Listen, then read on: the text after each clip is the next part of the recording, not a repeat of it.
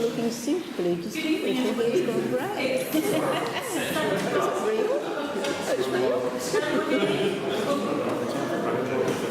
We might make a start because we've got quite a lot to get through in the agenda this evening, and we have a really tight deadline of to get out of this building because otherwise we get charged over and above what we're supposed to be paying. So we have to be out of here on time. So we're going to start on time. Welcome. Thank you all for coming out on a particularly unpleasant evening.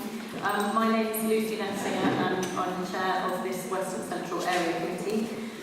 We have quite a number of other councillors here, although I'm sure there will be some more who are unexpected to turn up. We have Councillor Martinelli, Gillespie, Payne and Goering, and also county councillors Richards and Scott so far, but I'm also expecting here's Councillor Hitchin, and I'm expecting Councillors Fitt and Harrison shortly. We have apologies from Councillor Campbell.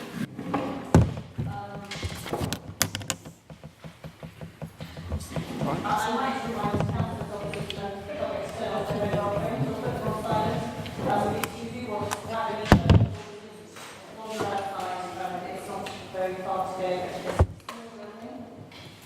Please can I remind everyone present of the importance of using microphones that's particularly important for those who are hard of hearing. So even if in a small room you feel people could manage to use without a microphone, you could please make sure that you do use the microphone. That would be very helpful, and they're scattered around in various tables. I think they should just start working when you speak into them. So.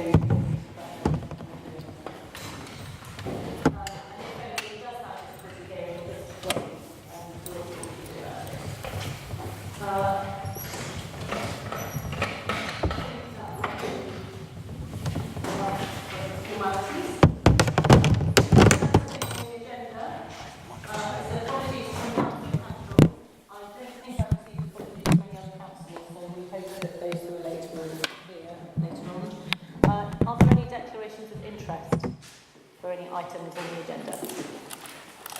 No? Excellent. So the third item on the agenda is the minutes of our last meeting on Thursday, the 20th of September. If I go through those page by page, if anybody has any corrections or anything that they feel needs attention, perhaps you could just indicate and we'll stop. So page 1. Page 2, page 3, page 4, and page 5. Excellent. So in a little while I will sign those as a correct record. Right, the next thing on the agenda is open forum. I don't believe we have any written questions. Oh, action sheet. Thank you. Let's do the action sheet. Actions arising from the minutes.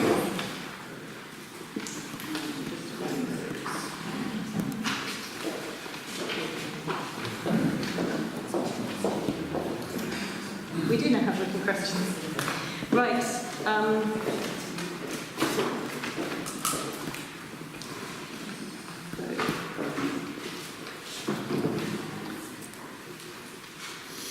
The action sheet. Okay, so the first item on the action sheet is was something that was going to be followed up by Inspector Bodgerson, and I think there's a full response attached. So I hope that that one's been dealt with. The next item is the city centre rough sleeping, which Councillors Harrison and Bick are speaking on at the end of the meeting, so I don't think we need to have any more discussion on that one right now. The third one is the EIP briefing note, and we have Councillor Thornborough here in response to that one, and she's the next item on the agenda, so again we'll cover that there. The next item on the agenda was Councillor Gillespie raised concern about the state of the highways. I think we all have concerns about the state of the highways. I suspect we will continue to. We don't yet have a representative of the Highways Department here to attend a future meeting. I might speak to Councillor Gillespie at the end of the meeting about whether he still feels that that would be worthwhile. My slightly sad feeling about that is that we can get a member of the Highways Department here and they will tell us that there is no money and they are doing the best with the money that there is. And that is kind of the situation that we're in. But I think I'll pick that up with Councillor Gillespie at the end of the meeting, and if he does feel that there are more specific questions, then we'll investigate whether they need, whether or not it would be constructive to have somebody here. I think that just to be open, the state of the highways is something that is of great concern to everyone on the County Council, and I think everybody across the whole county, because they are widely recognised as being totally appalling. It's the issue is about the amount of money that's available for fixing them, which keeps going down. So the next item, pavement parking. We've got quite a full response on that one. I don't know whether the member of the public who raised that is here. It doesn't look like it. So we'll leave that one for now. I think I'm happy with the response, but if they want any further, they can get in touch. So on the greenways and the sounding boards, I have been in contact with the Chief Executive of the Greater Cambridge Partnership and discussed with her the role of the sounding boards. I hope you'll be happy to have some verbal feedback from me on this one, having had a verbal conversation with her. She wanted to be very reassuring that the role of the sounding boards was very much about listening to some groups. What she said is that when she first arrived as Chief Executive of the Greater Cambridge Partnership, she went round having lots of conversations with lots of different groups of people who said lots of different contradictory things to her, and she felt it would be very helpful for them to say those things to each other so that they could hear what other groups who had concerns about the same things were saying, and that it was quite helpful for some of those conversations to be done in a safe space where they didn't feel that all their views were going to be splashed all over the local press. And hence the sounding boards were set up in order to provide a place where different groups could talk to each other about their different concerns, about different schemes. She was, I think, having been at the GCP for a bit longer and realised quite how complex the transport situation in Cambridge is and how stressful and how many groups are involved. I think she might do things differently if she was setting it up now. But she has reviewed the sounding boards. She says they still form a useful function, but that function is very much just about communication, and the example that she gave was about that they provide a test space for things like consultations to see whether what's been written makes sense, but they are in no way a decision-making board, and their role, as the GCP has got better at consulting with more groups of people and generally more open, the role of the sounding boards is reducing. So I found that reassuring. I don't know whether people here want me to follow it up further. I mean, I think the role has been reviewed. They are not decision-making groups, and her view is that they still form a useful function. So that's the feedback on that. Wendy, just one microphone. Thank you, Lucy, and thank you very much for following it up. I understand what Rachel's saying, and take on board all those comments. But the only thing I would say is that what it does do is give some groups advanced information, and that does feed into the consultation process. So if you've got some people getting early information before others, that's not necessarily transparent, and that's something that a whole range of community groups raised with the GCP last year. And it's also to do with, again, there are issues like, because it's not transparent, there is an online Slack forum as well, so people don't know who is on the forum. I have to say that I've just joined it as the representative from the Cambridge Area Bus Users Group as the vice chair of the bus users. I was invited to join it. I was not able to join it as chair of FECRA because I didn't feel, given that I couldn't share any information with anybody or my committee, some of whom were actually involved in schemes, I didn't feel that I could actually necessarily represent people. But as a bus user, we all want the same outcome of frequent, reliable buses, so I feel that I can have a voice. But I still feel that it's not necessarily the best forum for, given that people don't know who else is on it, etc. And I'm not sure who's been invited and the recruitment process, etc. So anyway, maybe something to follow up again.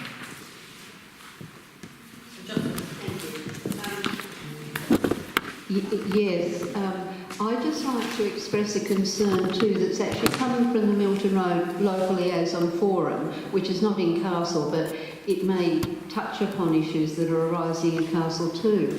And one of our concerns was that we had explicitly asked that the consultation document come to us. Now, it didn't necessarily mean the whole 15 or 17, but to a small group just to look at the framing of the questions and so on. And what we discovered was that it went to this sounding board instead of coming to the Local Liaison Forum. Now, I'm not meaning the Local Liaison Forum should simply be covering everything, but it seemed that there would have been, in my opinion, possibly more wisdom in the draft consultation questions coming to the forum, because we're directly associated with Milton Road, whereas, as Wendy says, we don't know who's on the sounding board, and there may be people that don't have any connection with Milton Road, and even if they do, it just would have been good if we, as the Local Liaison Forum, could have looked at the framing of the questions. Thank you. Lillian, and then I'm going to respond. My answer is similar. The Easter Road Localising Forum, the chair and vice chair did not receive the papers. We had to beg for them, and they had already been circulated and decided on by the sounding board before we got them. Okay, so it seems to me that there is still concern about it.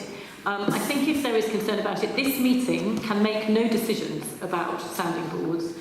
So I don't think there's very much point in us continuing to explore and challenge this kind of at this meeting, because we don't have any control over it. But what I would suggest is that if there is still concern for it, that people take that to the Assembly and the board and ask for more openness, in particular about who's on the sounding boards. Because I do have sympathy with Rachel's view that it's helpful to have a forum where different groups can speak to each other. But I think that the issues that have been raised here are about the transparency of who's on the boards and about them getting kind of advance notice about things when local liaison forums haven't. So I would like to suggest that perhaps, Wendy, you take that up at the board or the Assembly. Is that all right? Excellent, thank you. Welcome. It's fine. So the next item on the agenda, those were both about the environmental data, and they will come to the next meeting when the next environmental report comes, and Councillor Cantrell isn't there either. And that's also true of the last one. So I hope that that's the action and that we can move on to open forum. And I do now have lots of written questions. I'll take them in the order they came in. So the first one is from Neil Morris. Where is Neil? Thank you. I'm chair of Bailey News Management. Bailey News is flats off Auckland Road. We've become increasingly worried about rough sleepers in sort of recent months. So it's had been a problem for some time, and this also overlaps with, we think, drug taking. We know we've had problems there. And I would really like to know what, we were advised that we should come to this meeting, what advice you could give us for dealing with it, and what is the council's policy on this rough sleeping, and can we hope that it might be reduced? Okay. Thank you very much for your question. I think if you're willing, Neil, can we take this question with the police report, which is, I think, so we've got one more item on here. We've got open forum, and then we've got one more item, and then it's the police report. And I think that we will cover all the issues to do with that at that time. So actually, as I go through the questions, if there are other questions also relating to rough sleeping and drug taking in the city centre, I'll postpone those until we get to the police report, because we do have a significant piece of time then to deal with that. Tim, Michael, no, don't shout because of the hearing loop. Sorry, I just think there is an important non-police answer to the question, which needs to be given as well, yes. And that is that there are contact details in the event of people finding a rough sleeper, which can be used, should be used to ensure that people get help. That's not directly a policing question. I can supply those details if you give me your own contact details, and before the end of the meeting. Is it Sarah? Yes. Sarah, can we delay that until this point as well? I'd like to deal with all of that at that point in the meeting.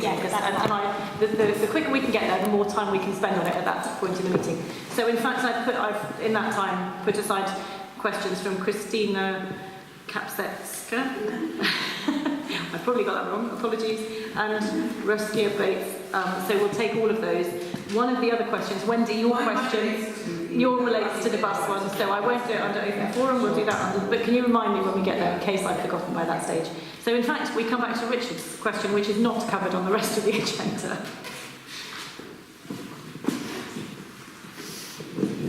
Thank you. So something that got me to come along this evening was when I saw in the papers the response to a question that I'd allegedly asked at a previous meeting, and I hadn't said anything like what's in the papers to tonight's meeting. I'd never commented on statistics on suspended sentences being given out by the courts in Cambridge. What I did was I came to this meeting in the summer, and I noted some violent crimes which had been taking place in the city centre, which had resulted in injuries, and they'd been reported in the press, and the perpetrators had been given suspended sentences. And I asked our local councillors if they were happy that the probation services were keeping people in Cambridge safe.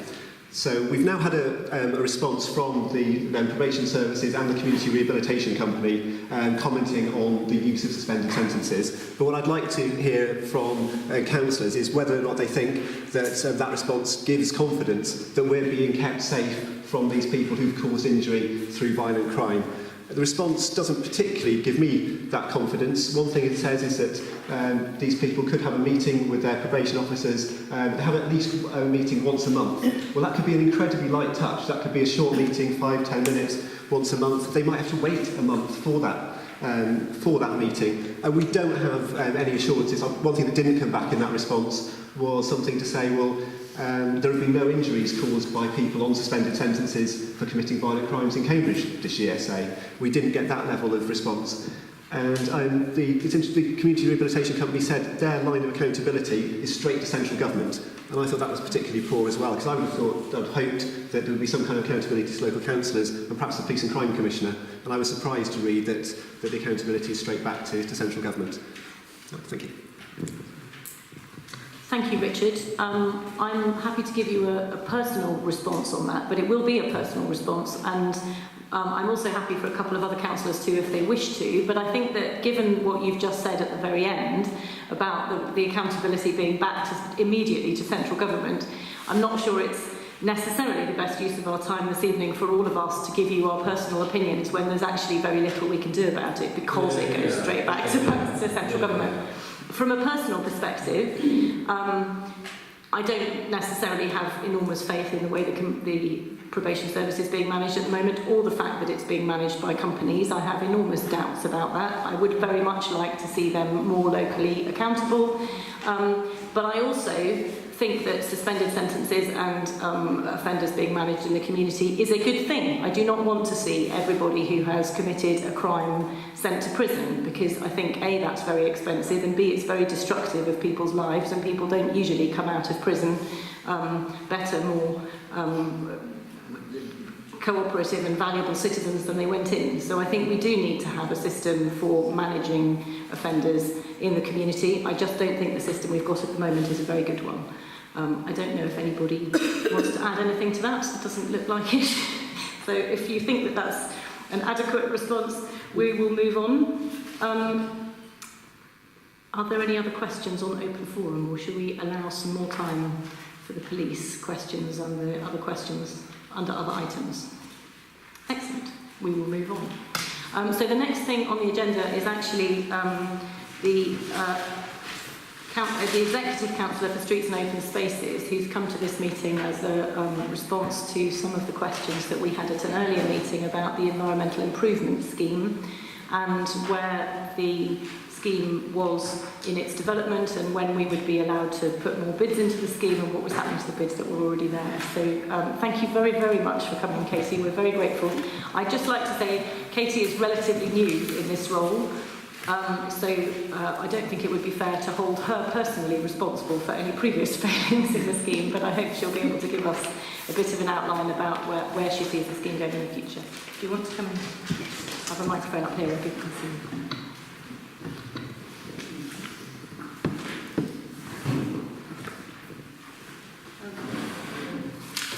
Thank you very much for inviting me here. I have got some information about the EIPs which have been completed in West Central since 2011, and 46 schemes have been completed, amounting to over £276,000. But there are still some outstanding ones. So there remains 9 schemes which amount to £66,000, which are still in the process of being carried out. And these ones, I have been assured, will be completed next year.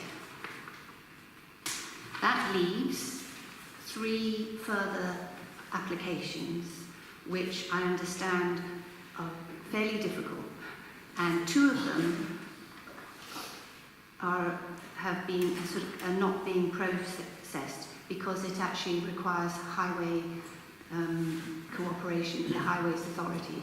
So one of those is to do with the Northampton Street landscaping, which will require some highway space, and another one is cycle parking in Derby Street and Hardwick Street, which again involves work with the County Council highways improvement schemes. So it may be that that's why they haven't been progressing. There's a third one, which is a Llama's Land kiosk fountain, and that one has been delayed because of health. The waters, basically, if it's connecting onto an existing pipe, they need to be sure that the water is actually moving and it's not stagnant, and it needs to be checked. And if it's standing water, it needs to be cleared out, and that hasn't happened yet. But I'm very keen to ensure that we do have water fountains and as many green open spaces as possible. And I have talked to Lucy about looking into this one, and I will look into that one, and I will do everything I can to get that one moving forward. There is a large one works which is to do with the works at Parker's Peace. Now I've got a report. So that is actually coming together now, and the information is quite well developed, and the council will take it to tender quite soon, and hope in January, and then they will get the replies back from the contractors to carry out the work. And they're hoping that they think it will take 8 to 10 weeks, and that it will be completed by end of May or June 2019. The work, there is an EIP funding for some extra lighting on the corner of Parker's Piece, and that's going to be brought into this work, so it's all the work at Parker's Piece. But the lighting, if they can bring that forward, they will, I've been told. Going forward, the 3-year programme for the EIPs have come to an end, and I'm working to try and establish that we have another roll forward of EIPs available to ward councillors and residents, and I'm hoping it will be £170,000 per year, and I'm trying to put a good case forward for this, but we are in the process of dealing with the budgets. I'm very, very keen on having this established, but I certainly think that we'll have it for 1 year, and I'm hopeful that it will be 2 with a review process and then maybe running it forward after that. Thank you very much, Ctte. That's very helpful. Are there questions that arise from... Well, I have one question that arises from that, but I'll take other people's first. Marcus. Yeah, thank you very much. Is this on? Yes. I'm greatly reassured because this sounds very different from what we heard in July when we were just told that this money is going to run out and there's no plan to replenish it. I think these projects are, for relatively little money, have a huge impact on the community. You just mentioned the Parker's Piece, the Lammas Land fountain. We're installing public water supply, and we're trying to reduce plastic waste, especially on a high frequency place like Lammas Land, which is not easy without a functioning fountain. There is an old fountain, but it has been disconnected about 10 years ago, right? So I would urge you to look at that again with your officers. My residents tell me that is a really good project and would make a huge difference to the community and also to the waste collection, right? Your department had huge problems over the summer collecting all the plastic waste. If you could reduce that by installing a public fountain, wouldn't that be a win-win situation? Well, I completely agree that we need to be, rather than picking up the waste as much as possible, we need to eliminate the plastic in the first place. So I'm really passionate about putting in water fountains and refill points. And I'm going to be looking into maybe a simple system so that we have taps on community buildings where they're back to kitchens, so that it's actually a much more straightforward refill point rather than a water fountain. So, but yeah, thank you. Thank you. I've got Tim and then John now. So Tim next.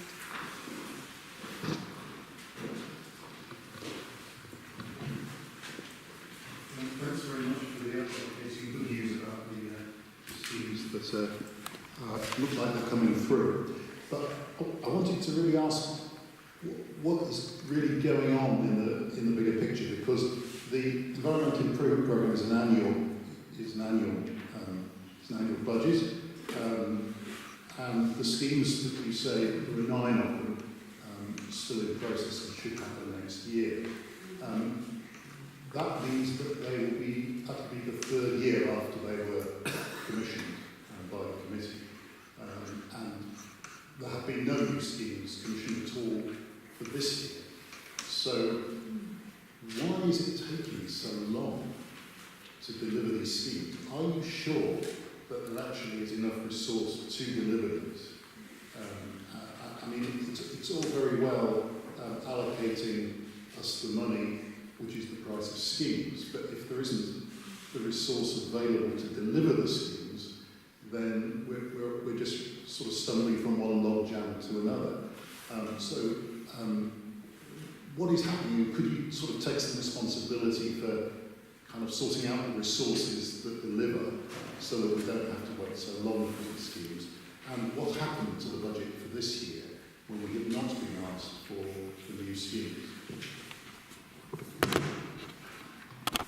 Well, I did specifically ask about the schemes that are actually going through and when they would be completed, and there are the 9 schemes.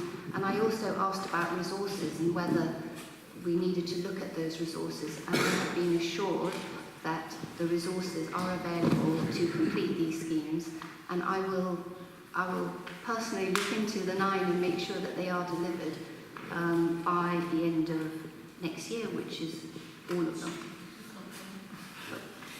Sorry, that's 3 years after they were commissioned, so there must be something wrong. Well, I can look into the individual projects and come back to you on each one. But I can't comment on the individual ones at the moment. But I have asked the officers if there are more resources required, and I've been assured that no further resources are needed to get these completed next year. Katie, can I?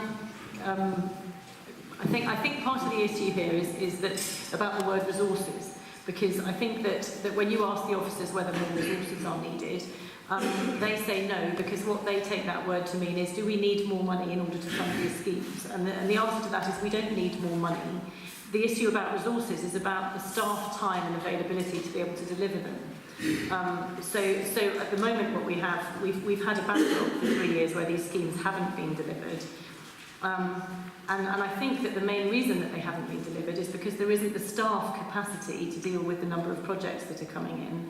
So the money for doing the projects is sitting there in the bank, but the projects are not being delivered because there isn't the staff availability to do them. So I think perhaps, I can understand that you may not be able to answer this straight away, but that might be the problem that we're asking. My understanding is that the 9 outstanding ones includes the one on Parker's Piece, which had to wait, was to do with funding coming through from the hotel as well, and having that in a bigger project. The other ones that are outstanding are complicated. They also involve highways work. They're not straightforward matters that the Streets and Open Spaces team can just roll out. These are complicated ones which have taken time to put in place. And my understanding is that the problems to have them carried out have been resolved, and they will be done. Okay, I still think it's an issue, but anyway, John. Katie, forgive me if I'm asking a question for which you don't have any responsibility, but you'll tell me quite quickly if that's the case. I'm concerned that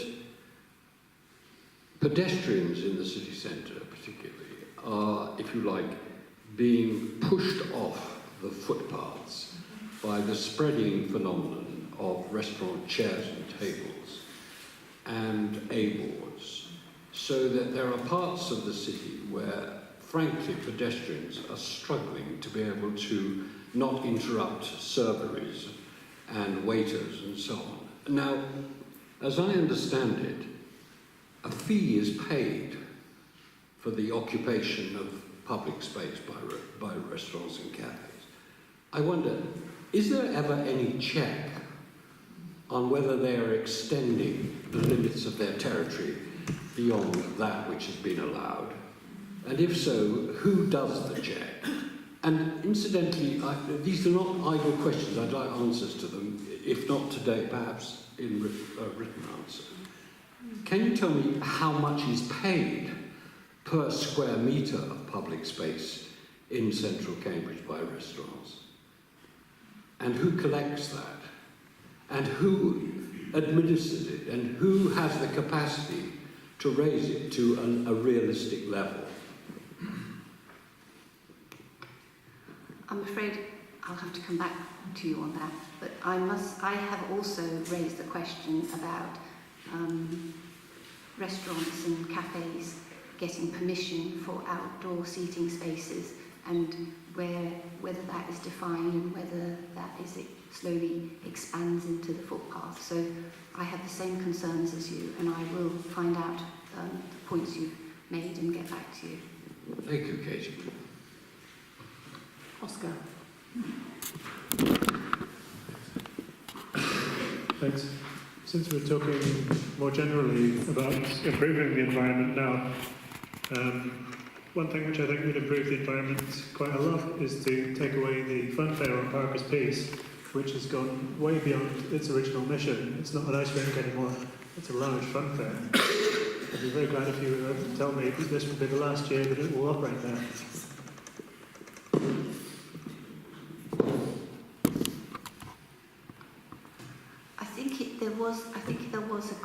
There's a contract to have it is in place for the fun fair. I'm not sure if this is the last year or the penultimate year.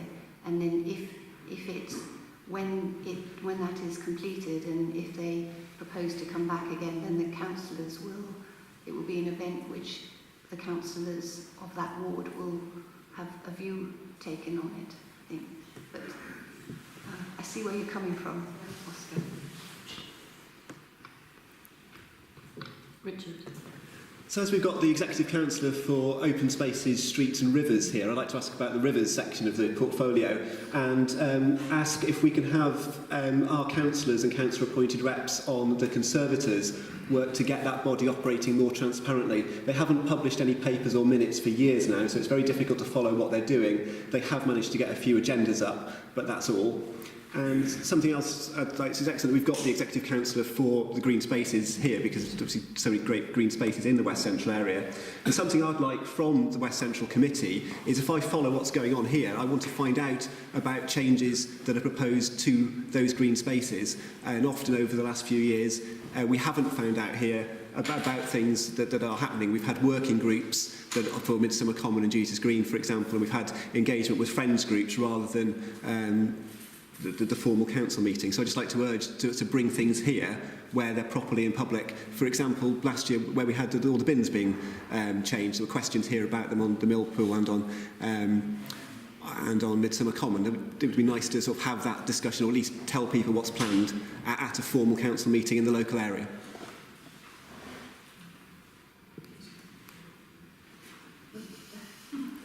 Rivers, yes. I did ask about where the minutes of those meetings are. I understand that members of the public can go to those meetings, but why they don't, I don't know whether they don't prepare minutes and don't put them up. They have a website, but I shall ask again. I don't have any authority over the CAN Conservators, but they have some new CAN Conservators, so maybe they will all ask the same question.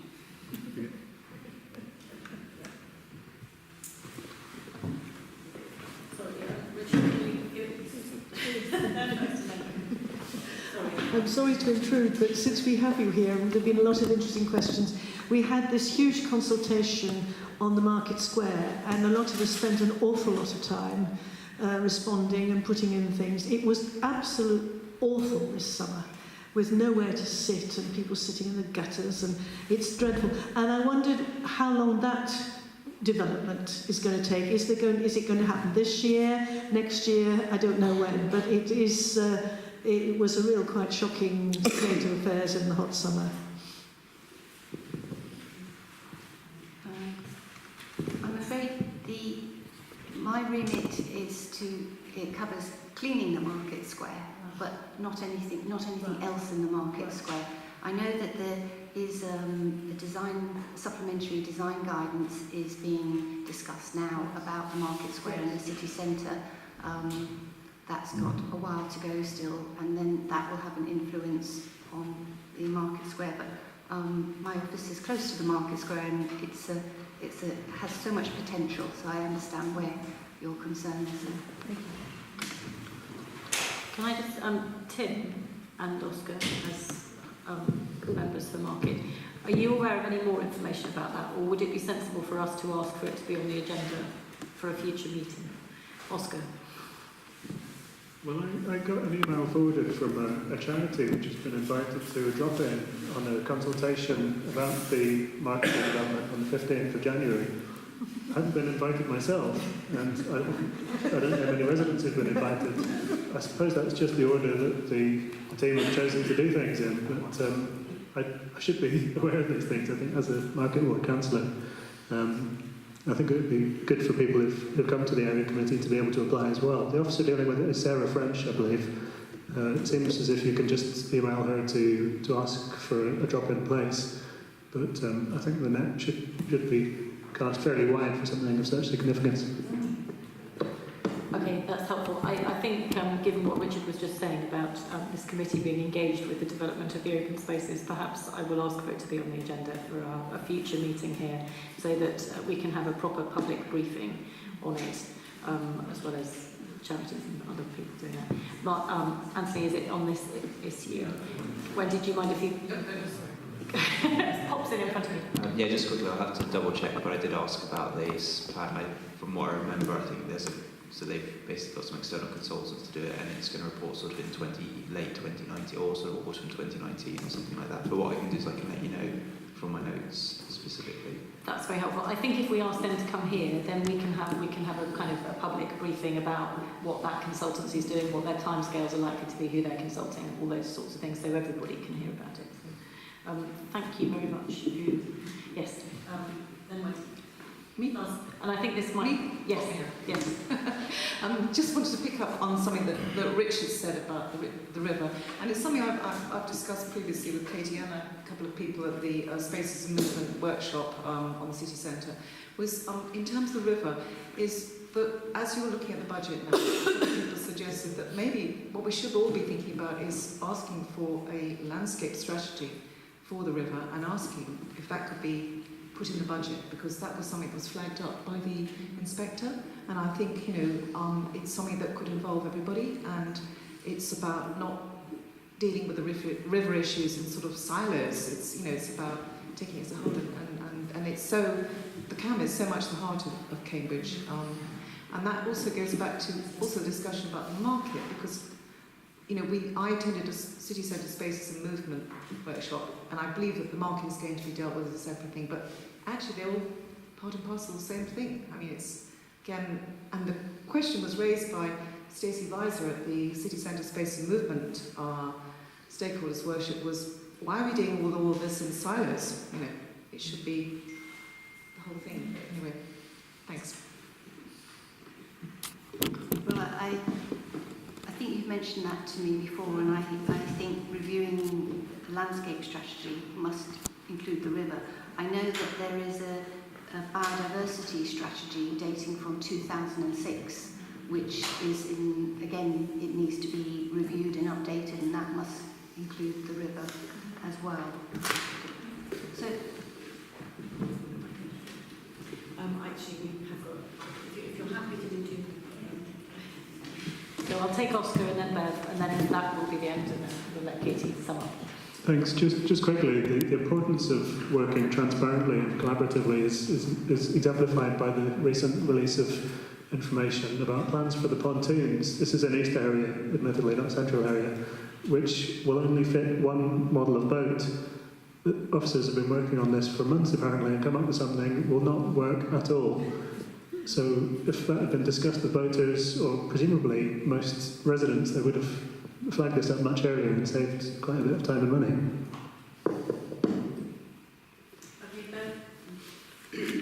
Hello. I don't know if it's fair to ask this, but I'm going to ask it anyway because it might be useful for you to come back and give us some information about what's going on. I asked last time, at the last meeting, about charging points, and I guess this kind of links to what John was saying about, Councillor Hitchin was saying about talking about A-boards and chairs. I think it kind of comes under the same kind of umbrella of cluttering the pavement up and making it difficult for pedestrians. I just wondered what if you could find out for us what is going on with charging points for electric vehicles, and if there is a strategy that is being, apart from updating lampposts, what the strategy is for placing them on the highway or what is actually going on with those, because I think it's important not to clutter the pavement up really, so that pedestrians can move about and Yes, I completely agree. There are places for charging points and they're not on pavement. They should. I'll find out. I don't think there's any definite plans at the moment, but we will be. I hope there will be electric charging points throughout the city as soon as possible. I'm very, very keen on electric cars, but it needs to be thought through. I'm keen to see if we can have actually more sort of, I think they're called parklets, which might, we may put them, if there was less parking, then it may be that we could put some green planting in and maybe some extra cycle racks and some electric charge points. But it's partly when the parking schemes run through and in the residential areas, and then it's more obvious what is required, then the ward councillors would be able to come back and suggest some of these. And I as a Streets and Open Spaces officer, I would be very keen to hear from the local councillors about this in due course. So just wrapping up, I'm the ward councillor for Trumpington, and I realise that I know so much about Trumpington compared to all the other wards, and I'm very keen to learn from the councillors and residents about your open spaces and streets and problems with trees, or the potential for really improving all of the different areas. So I would really value time in each of the wards with the councillors and residents. So I really hope that in the new year we can arrange something that I can have walkabouts with the ward councillors and any residents who want to join as well. I'd really appreciate that. Thank you. Thank you very much, Ctte. That's very helpful, and you've got a list of things to go away and do. So we're very grateful. Thank you.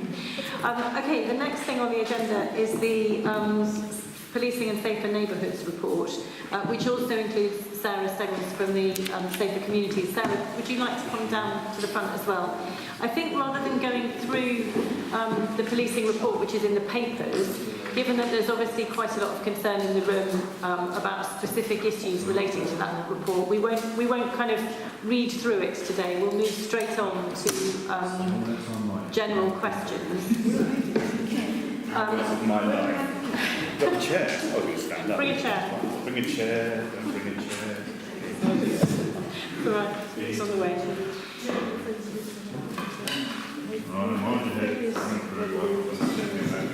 So, Sarah, do you want to start with...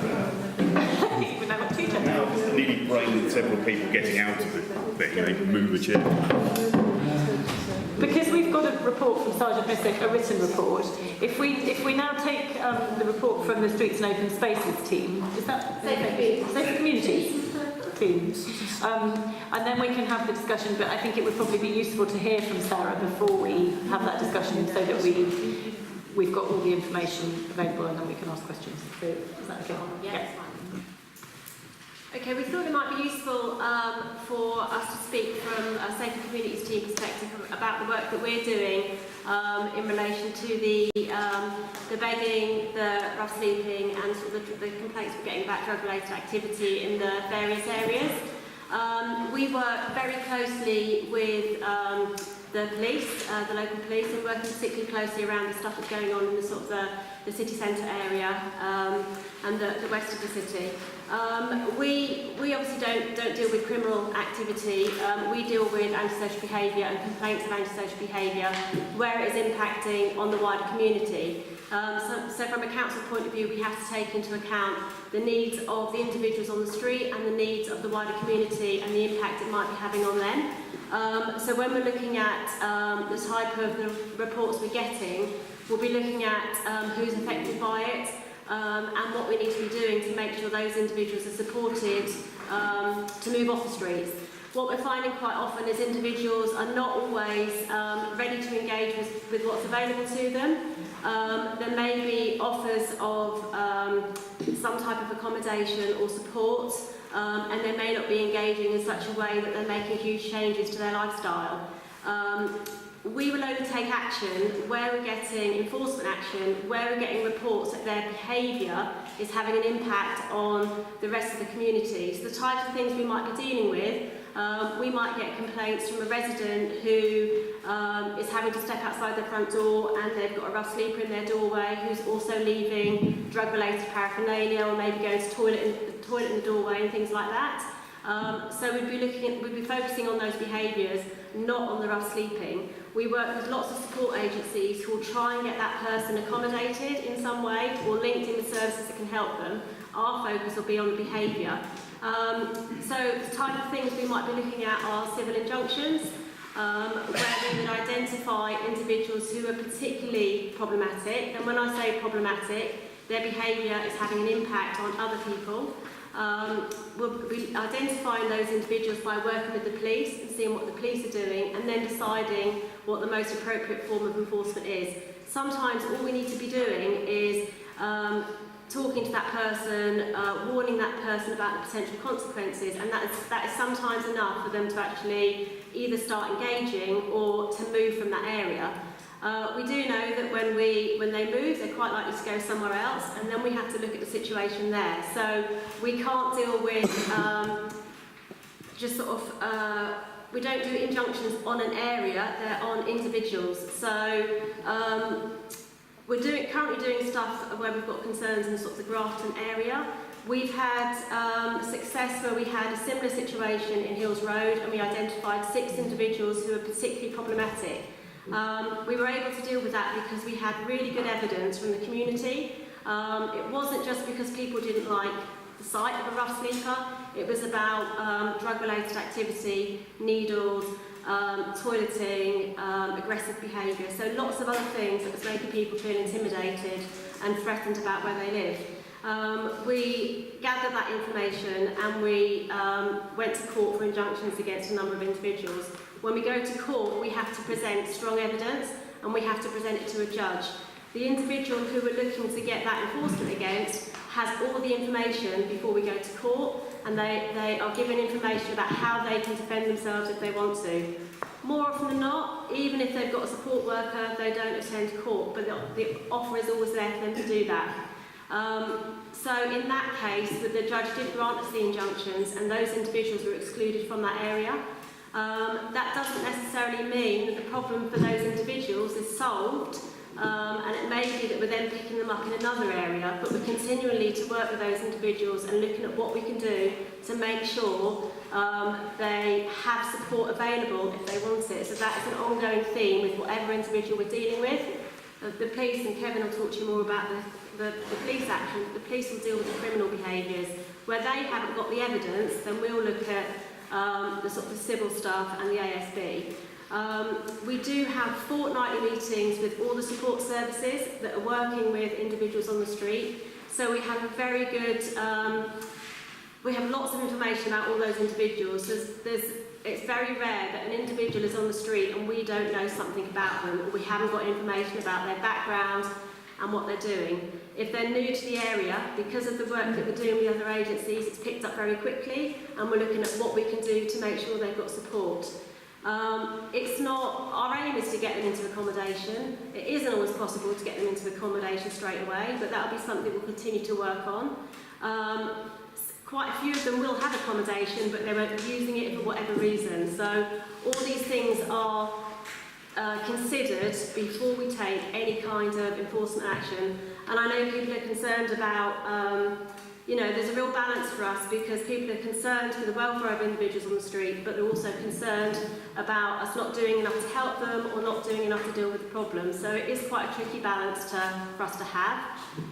But each case is considered each individual is considered as a separate individual, and we look at what that individual needs, and we can be very flexible in relation to support an individual might need in order to help them off the street. So if people have concerns about something going on in their neighbourhood or where they work, they're affected by it, we would still be telling people to report illegal activity or suspicious activity to the police. They can also report stuff to the City Council's Antisocial Behaviour team. We do need description, when we're dealing with them, we need to try and identify who those individuals are. So when people are telling us they've got a problem in their doorway, for example, with a group of rough sleepers, it really helps us if they can give us a description or they've got anything that would identify those individuals, because quite often we know them and we can make sure they're linked in with the right people. If we don't know them, then there's a process of finding out. But the action is around the individual, not around the area. We may target an area because we're getting complaints there, but the work will be gathering information about individuals. So I hope that kind of makes some sense. Thank you, Sarah, that's extremely helpful. What I'm going to suggest we do next is to take the 3 questions that we had for open forum, and I'll take those all together, and then we'll come to Sergeant Missick and he can respond to those, and then we'll see if other people have other questions as a result. They might like to ask their own questions. If you don't want to ask your own questions, that's fine. But I think I've got Neil, and then I've got Christina Chapetska, whose name I have now found, and then Rosia Bates. So Neil, do you? Yes, I think we were advised to come here. We've had people sleeping rough in Bailey Mews off Auckland Road. I gather from what you say, Grafton Centre area is a problem. It has been noticed as being sort of urinating in the alleyway. It came between the flats in Bailey Mews, which is obviously one of the sort of behavioural problems which you identified as being significant. So I think, yes, from what you say, what we need to do is to report it, try and identify, or give you enough information for you to identify the individual. And I think Councillor Vick said he would give me some addresses afterwards, which would, I think, be very useful to us. Yeah, I mean, what we don't want people to feel they have to do is to go out and, take photos of people and stuff like that. But, for example, if somebody has a dog, somebody there with a dog, often we would recognise the dog before the person would be able to link it. So something quite small and insignificant is sometimes enough to identify who we might need to be dealing with. Okay, thank you. Sorry, can we have Christina's question next? Hello. Some of you here know me as the bane of your existence when it comes to drug dealing and reporting thereof. Unfortunately, due to an incident that occurred to me last night, my question is going to be slightly different, and I'll let my friends and neighbours talk about the drug dealing. I was walking home yesterday around 4 in the afternoon and was approached by someone I know who's a neighbour's son who is psychotic, who was having a terrible episode, who was covered in blood, was raging, carrying 2 full glass bottles in his hand. I was basically stuck, I had nowhere to go. And he yelled at me to stay out of his way, which I did, and then he mimicked throwing the bottle at me. Thankfully it was only mimicked. And he wandered off towards town, walking down Newmarket Road towards Maid's Causeway. I called 999 in a fit, and I was told that I should call 101 because it was not an urgent situation. And I'd like to know when it's possible to call 999 and get an adequate response to something like that, and what has to happen for us to do that.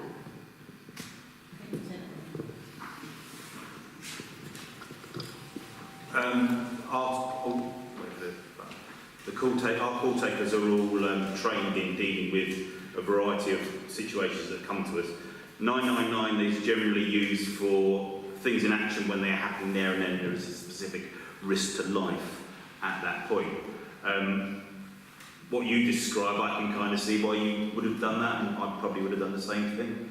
The difficulty would be that if he has moved away from you at that point, that call taker will be making a dynamic assessment of that information and kind of going, do I need to tie up one of our 999 lines or this, or can it be progressed through 101?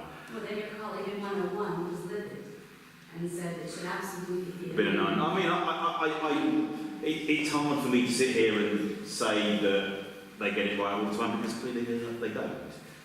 But I am somewhat confused as to why that wasn't dealt with as a 999's call. Did they give you an incident number or anything? Because if they did, I'd never look at it. No, I don't know why. They had to get off the line. I'll see if I can find some. Newmarket Road yesterday. Yes. I'll see if I can find anything. If I do, I will make contact with one of my contacts in the demand hub and pass some feedback because, yeah, that's the kind of thing I call the day long and I don't know what you thought it was. So. Thank you. That's reassuring to know for the rest of us as well, actually. Thank you. And then the final written question we have was from Ross Bates.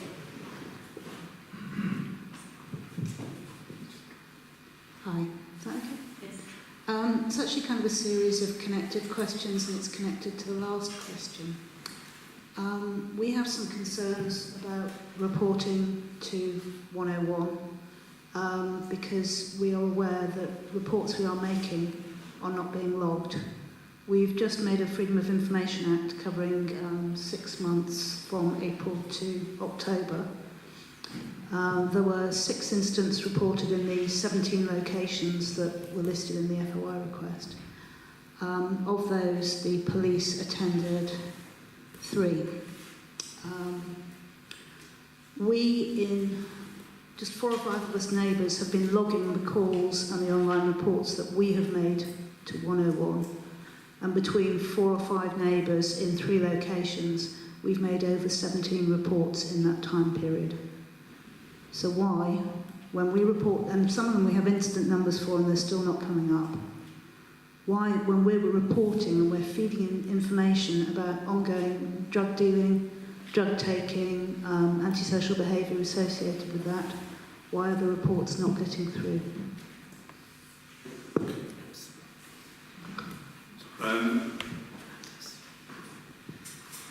How's the best way to explain this?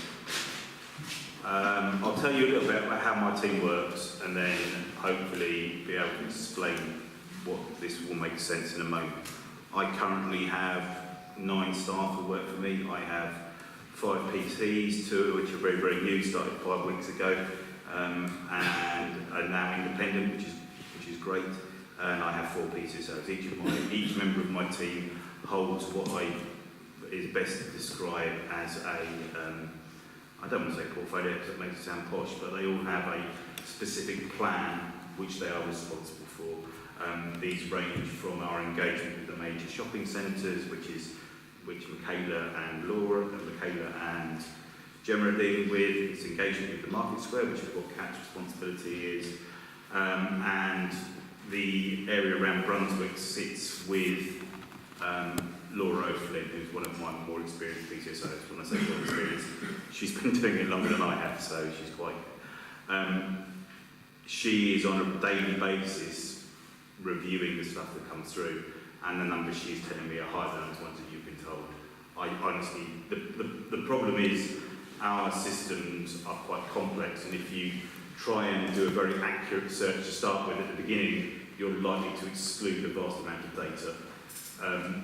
The best way to search our systems is to be very broad and then to trot the information down, and to give Laura her due, she's very, very good at it, and she is maintaining a watching brief on the information that's coming through around the main causeway area. As well as that project that Laura's doing there, she's supported by Jamie Tumber, who's one of who joined our team again beginning of September, although it feels a lot longer ago, and he has taken on the issues that revolve around the Grafton Centre, and the best way to describe what's going on in the Grafton Centre Maid's Causeway is a giant knot, and all of the different strings that are going on there are all intertwined, and to attempt to deal with the situation, you can't say, actually, I'm only going to deal with drug use, or I'm going to deal with begging, or I'm going to deal with rough sleeping. They're all intertwined, and the difficulty is attempting to pick out one which is the root cause. My inspector is very keen, and one of the things he directs us at is we need to look at what are the causal factors. We need to look at and understand why what is happening is happening. It's easy to sit there and say, that's the best example. An example would be there's disorder outside a major city centre pub every Friday night. and there's a disorder outside a major city centre every Friday night because they don't have a dispersal plan and their door staff just shut the doors and hope everybody can survive in the 2 inches of road that sits outside of safe. So realistically, I can attempt to police what happens on a Friday night at 3 o'clock in the morning, but the reality of it is what I need to do is understand why it's happening. And that is what Jamie and Laura are doing for me around the Maids Causeway, Brunswick, Paris, Craft, etc. is looking at all of those issues that sit there and kind of going, okay, if we get the understanding, if we deal with this, actually the fallout will be that gets better. And so the key to it is that I know that, like as Sarah alluded to earlier, we have a fortnightly meeting. Some days it's good because we have biscuits, some weeks it's bad because I forgot to go to the shop and buy them beforehand. But we discuss the issues that are affecting the market board and pick 2 issues and 2 individuals that are the most problematic. So what is happening is we are sitting there and reviewing all the information that lands with us, all the information that lands with Sarah, and we sit there and we have a professional conversation saying, actually, our most problematic area is Ctte. Ctte, because we've got people who are setting up camp, and there's people who can't get into their shops, and there's associated antisocial behaviour with that. Or our issues are the car parks that sit in the city. We've got people using car parks as toilets, we've got drug use going on, we've got things like that going on. The issues around I call it the Maids Causeway area because there's so many little roads. It's about the use, the drug use, and the other such issues that are going on there. And the reality of it is that again, we discuss them and we put 2, and then we sit down and we build a set of tactical actions that we as our team, and then supported by the broader policing team that comes from our 24/7 intervention shifts, our impact team, which does some of our more hard-edged enforcement work. All of those people, when we sit there and going, actually, what we need to address is this.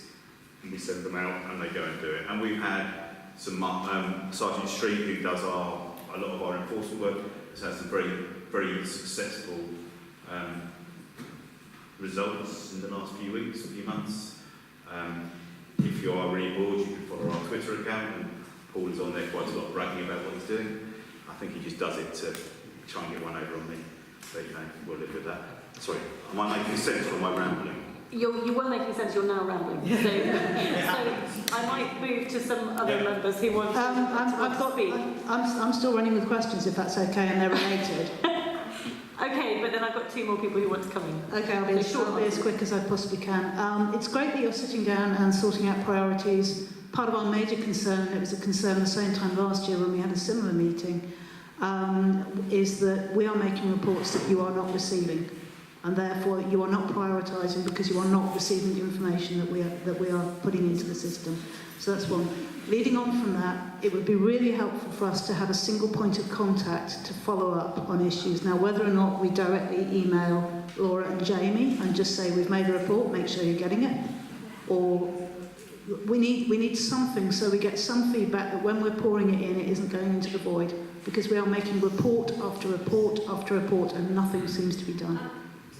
What I would say, and you can chip in if you don't agree, Kevin, that if you have got concerns about anything in the area, that you don't need an immediate police response, to still report via 101, either online or whatever it might be, but to keep us, perhaps copy us into an email, or contact us to let us know that you've got concerns in your area, and then at least we know that we can then start working together on it. So if we're aware that it's a particular issue for you, then when I go to my meeting with Kev, I can say, have you heard about this one? And if it hasn't got through to Kev, then we can start having a discussion about it and seeing if there's something we can do.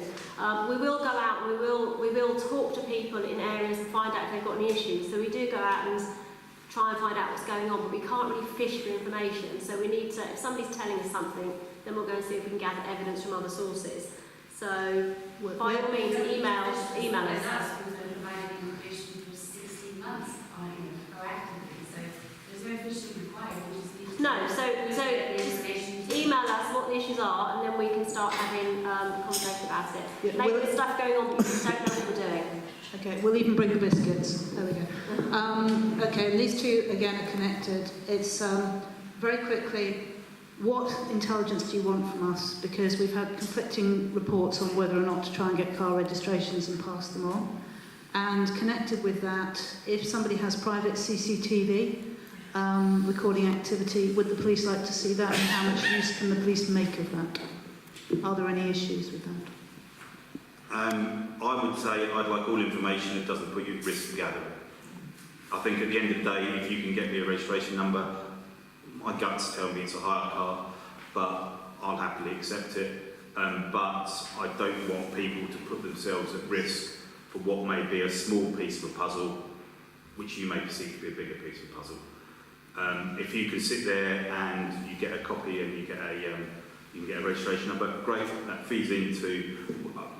We are as an organisation are a sponge, we throw information into it. I don't see where half the information that goes into it goes. It disappears into our Central Intelligence Bureau and they do all kinds of magic with it that I don't see. I would say any information you can provide me that doesn't put you at risk to gather it, please tell us. That's great. And just on the car edges, we're actually seeing the same cars in Defrevel, in Brunswick, in Riverside, in Ctte. It's all the same people driving around in a circle. So there you go. I don't disbelieve you. I think what's interesting is we as an organisation and the City Council draw lines that nobody else in the world sees.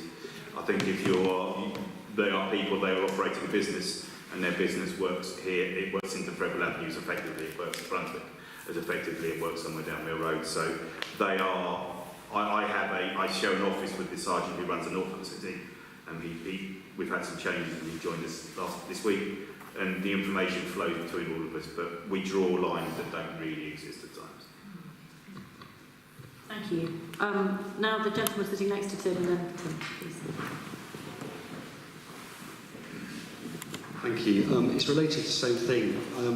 I find often when I call 101, it just gets dismissed as nothing's happening. So I saw some guys on the common dealing drugs, clearly dealing drugs. The same characters that you recognise, I recognise going out there for a minute, something happening, then going away, and all I get told is, can you see money changing hands? No. Well, then we can't do anything about it. And there are so many times there are things like that when we call 101. So, someone's outside my back door injecting drugs. Well, we can't do anything about it. So it seems like, sometimes you get, this stuff happens, you call them and you just get dismissed, and it's clearly happening, and that's part of the problem. I think one of the things, and I've had a long conversation with Councillor Vick around these sort of issues. There's a difference between what I would consider to be intelligence and what I would consider to be actionable information. So an actionable information is something that I could send an officer now to go and deal with. And and again, it comes down to call handling, it comes down to the information that you're being fed back to from the call takers, which doesn't, if what they're saying to you there isn't particularly helpful, and again, I will have a conversation and feed it back. Actionable information is, say for example, have you seen money changing hands, is relevant to whether that's actionable at that time or whether that's just a piece of intelligence that goes so that Paul Street's team can sit there and build the intelligence picture to understand a little bit better. And Paul has had some very, very successful work that he's done around the skateboard park on Jesus Green, for an example. I think the reality of it is they're not asking you the right question. They're dismissing what you're attempting to tell us in a way that's not very helpful. I appreciate, there's lots of calls coming through, and I can't answer that because it seems legal-ish. But clearly, if there's an area where there's a distinct problem, then the people answering those calls should understand that there's a problem. I know these guys were dealing drugs because they weren't the normal suspects, they weren't the drug users who are, frankly, poor souls who need help. These were drug dealers on the common, and frankly, you could have been there in 5 minutes and you'd made a very, very easy arrest. I think you'd have taken 2 guys off the street who are actually dealing this horrible stuff. The difficulty is, and I know that my inspectors had this conversation, And the argument is there are across the entire force, which our call-taking facilities deal with, hundreds of these areas. I mean, it's impossible. He has made the approach to the managers of the Demand Hub to say, can we have this as a, and the answer comes back as no, because if I do it for you, I've got to do it for Peterborough and Wisbech and March and Ely, and I understand your frustration, and it sounds awful. I would suggest that if you want to report something which has happened, I would use the online reporting system. Well, this was happening. Sorry, this was happening in front of me. Someone was dealing drugs in front of me. On the not on the common. It wasn't like it was a one-off deal. They were there. You see what happens. These guys come to town. All the local guys come in. They all run there to get whatever they're buying off them over for a sort of an hour, and then they go off. It wasn't a sort of a one-off incident. It was just like, this is happening. If you want to make an arrest, come and do it. Sorry, it was just. It's fine. I think we understand your frustration, and I'm quite sure Sergeant Missick shares it. I think Sarah wanted to add something, and then I'm going to move on to Tim's question. I was just going to say, yeah, it's important to report. But if you can't get through or you can't report or nothing happens, at least make a note of it, because then you can keep that and we can have it as an email, and when we're looking at the bigger picture, we can start looking at patterns and that kind of thing. I know it's not, but it is frustrating. I know it's frustrating, but It is frustrating. I don't have an Excel sheet for it. Can we have Tim's question, and at the end I'll come back. I've got a suggestion about how we might take this forward. Tim. Yes, as Kevin said, I have talked to him a lot about this problem. I've been hearing a lot from residents, and let's be clear, at the centre of what the residents are talking about is there is some antisocial behaviour going on, but that is largely being attracted by a criminal offence taking place in the drug dealing. And that's why I think residents feel that it needs addressing as a criminal offence, primarily. If it got dealt with as a criminal offence, a lot of the antisocial behaviour that occurs in its wake would disappear too. Now, I mean, I say I've been involved in this a lot. I think it's not totally an ideal situation that I've been involved in it a lot.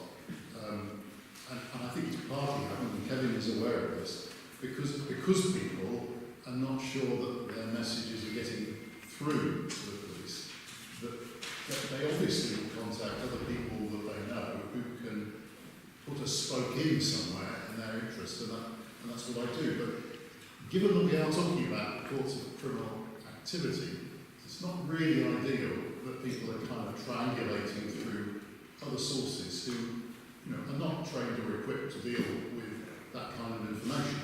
We will do our best.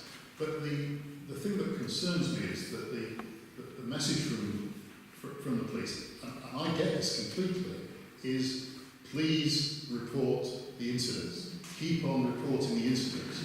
We don't have the resources to attend in the time that they're taking place necessarily, but the data can be used for police to take proactive action when expected occurrences are occurring in expected place and expected time. Now, all of that makes sense to me completely, and residents therefore are encouraged and do report. But what we're hearing is that it doesn't seem like the reports are all being recorded, and a lot of effort and believe me, time on every call is expended by people on this, and it's really shaking people's confidence. And I think the important thing here is we can rebuild people's confidence in dealing with the police directly. And we've heard that the calls seem to have been made and data not recorded. I mean, is that because people reported it in the wrong way? Should they insist on incident numbers? Are the people who aren't behaving as they should on the other end of the phone in the police call centre? What I'd like to suggest is, if the residents have a log of calls that they have been making, could we not ask for an audit of that sample of data to actually track through what happened? Because I don't believe that there is no record of transactions made on these numbers or on the website. There must be some way of tracking down what's going on here. And we can all learn out of this, whether it's the residents in the way they report, or whether it's the call centre in the way they deal with it. But, you know, very little is going to work if this channel of communication doesn't work. And I think that is a real high priority to get right. So the question for me, Kevin, is really, can we ask for a specific audit of the data that the residents have against the data inside the police call centre? I've done something similar in Fen Road. If you're happy to give me that information. I don't have it, but I'm able to review it and see how it correlates against what we've had and what we haven't had. The difficulty is it's a fairly complex task. It would have to be a relatively bespoke period of time that I could afford to do it for. I couldn't afford to do it over a year because, to be honest, that's a week's work. I can't afford to tie up my time that much. But I could probably do a couple of months worth of I can do a couple of months worth of work on it. Okay. Will you get together with Tim and Roski and Christine? Yep. And he and I discussed this a lot about communication being a big issue for us, and my sergeant was able to receive emails from me about it too. One of your colleagues in the northern area, Ctte, who you'll know by the comment he made, said that it does come down to hearts and minds again, and that at this point it seems both on his side of the travel area and on our side of the sort of Brunswick Ctte area,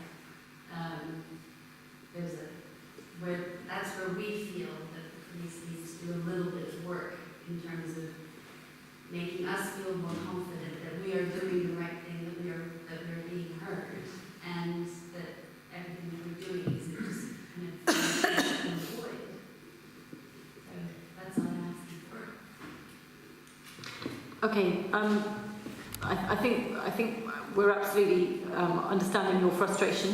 And in fact, the last Western Central Area Committee meeting that the police came to, we spent a similar amount of time discussing this issue, and obviously it hasn't got any better. There was one of the things we discussed at the last time this came up was whether more could be done. It was more of the conversation last time was in relation to rough sleeping and antisocial behaviour and the connection with drugs, but given that Ctte is still here as part of Streets and Open Spaces, one of the things that was discussed then was whether it would be possible to have more of a promotion in the city of people, to discourage people from giving money directly to people on the streets, and to give it to the system that the City Council already has. I know that quite a lot of people are giving money to the system that the City Council already has, but I have seen very little on the streets of Cambridge saying, please don't give money to people in the streets because it leads to all sorts of problems with drug dealing. And I do think that that's something that the City Council itself and the people who are at this meeting who have some control could do more about. I know Sarah's about to jump in, so I will let you come back in a minute.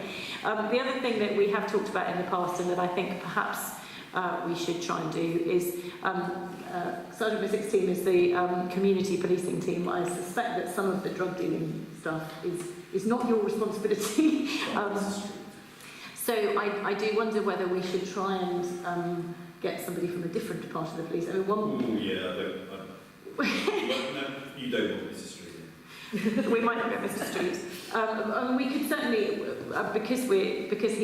we could get the Police and Crime Commissioner. I don't suppose he'll be able to tell us very much, but he might bring the Chief Constable who could. So we could ask him, and we could ask him potentially to bring somebody else who could tell us a bit more about the wider approach to managing drug dealing across Cambridgeshire more generally. So given that this has now come up twice and it's quite a specific issue, I'd be quite happy to get in touch with him and see if we can arrange either for the Police and Crime Commissioner or somebody who he can send who can give us some kind of more strategic answers rather than very local answers to some of these questions. So. Yeah. I just wanted to say quickly about the Cambridge Street Aid campaign, which I'm hoping that most of you have heard about. We've been doing quite a lot to try and get it out in the public domain. It was launched at the end of 2016 and it has raised £40,000, so people do like it. All the money goes out to individuals on the street in the form of grants, which they apply for with a support worker. We are getting more contactless terminals across the city. We've got 4 more in the pipeline, which should be online before Christmas. We've currently got one at Mandela House, and we've got one in the Tourist Information Centre, which is now called something else. I can't remember what it's called. That place near the Guildhall, and that's something we're developing further. We've just recruited a volunteer coordinator who's hopefully going to recruit volunteers to go out and spread that message as well. What we haven't done is we haven't told people not to give, because we found in the past that turns people off, particularly if it's coming from a local authority, and then they do give because they don't want to be dictated to about how to give their money or who to give their money to. It's very split. Some people feel they shouldn't, some people feel they should, and I think we have to be quite careful with the messaging. I think why Street Aid is being so well received by people is because it's a good message, and it's not dictating to anybody what they should do with their money. So we are doing what we can to promote it. We hope people will talk about it, spread the word about it, and think about donating to it rather than giving to individuals on the street. So 40,000 raised in 2 years is really good compared to a lot of other similar schemes. And over 100 individuals have had grants. So as the money comes in, virtually all of it is going out. 100% of the donations go into that fund, and that's not spent on admin or anything else. So I've said that very quickly because I know we haven't got long, but I just want to make sure people know about it. That is helpful. Oscar, and then Joss, and then we might wrap up on this item. Thanks. I'm grateful to you for coming to meet with us. One of the things that strikes me is that information isn't being dealt with as well as it could. And Cambridge is one of the places that leads in IT globally. So it seems as if there should be a way of getting more help from the community. I think there's one suggestion about that, but it's got to be easier to report information, and it's got to be easier to satisfy people that the information is being used well. The back page with the current crime and ASP incident levels by ward is unavailable due to the implementation of the new IT system. That shouldn't be happening. I can see which was, but I've met our new IT system, and I can see why we're not reporting to the Home Office at the moment. It's not just our new crime coordinating, custody, case file incident is we're in a consortium with, I want to say, 7 other forces, and we're not alone in the issues it's causing us. It is a new system, and it has a number of issues that come with it, unfortunately. And that's one of them. Thank you.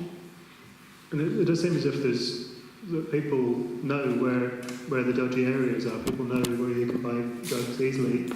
And there might not be necessarily incidents that they want to report, but is that information getting through to you? Do you think you know where all the Class A hotspots are? It comes through in several, I'll be quick, I promise. It comes through in several ways. The incidents are reviewed by my team. The intelligence that gets put on is reviewed by my team. There is a man who works in our Central Intelligence Bureau who I worked with when I was a very young PC, and he was a very old PC. And he all of the online intelligence that comes that is relevant to the city, he directs to me. So everything comes across the desk of my team. Absolutely everything. We have a briefing officer every day who reviews absolutely every incident that's happened in the city centre and sends it out to everybody. I appreciate and I do fully understand the frustration of dealing with us as an organisation, because I work in the middle of it and I find it frustrating. I honestly believe that we are cited on every piece of information that comes to us. Every time you phone us and it's recorded, I believe it lands on my team desk, quite honestly. Thank you. That's helpful, and I hope the audit will reconfirm that. It sounds to me as if the information is coming in, but insufficient action is happening, and we need to work out why. Joss, and then I think this will be the last time this one. I just had a question about 2 specific areas of possible activity involving crime. But we earlier discussed the fact of young people being used as couriers in the drug trade, and you clarified it might be 14 and 15-year-olds. So I would just like to, if you could say how much that sort of activity is going on, that is the use of 14 and 15-year-olds in engaging in drug couriering. And the second question is, at North Area Committee, one of the priorities that we listed over there was the problem of young women being from school being exploited by men, and that there were men who hung around the schools and collected them and took them off. And I'm just wondering whether that sort of activity is going on at any great level in Cambridge, that is, the use of young women in sexual exploitative activity. Thank you.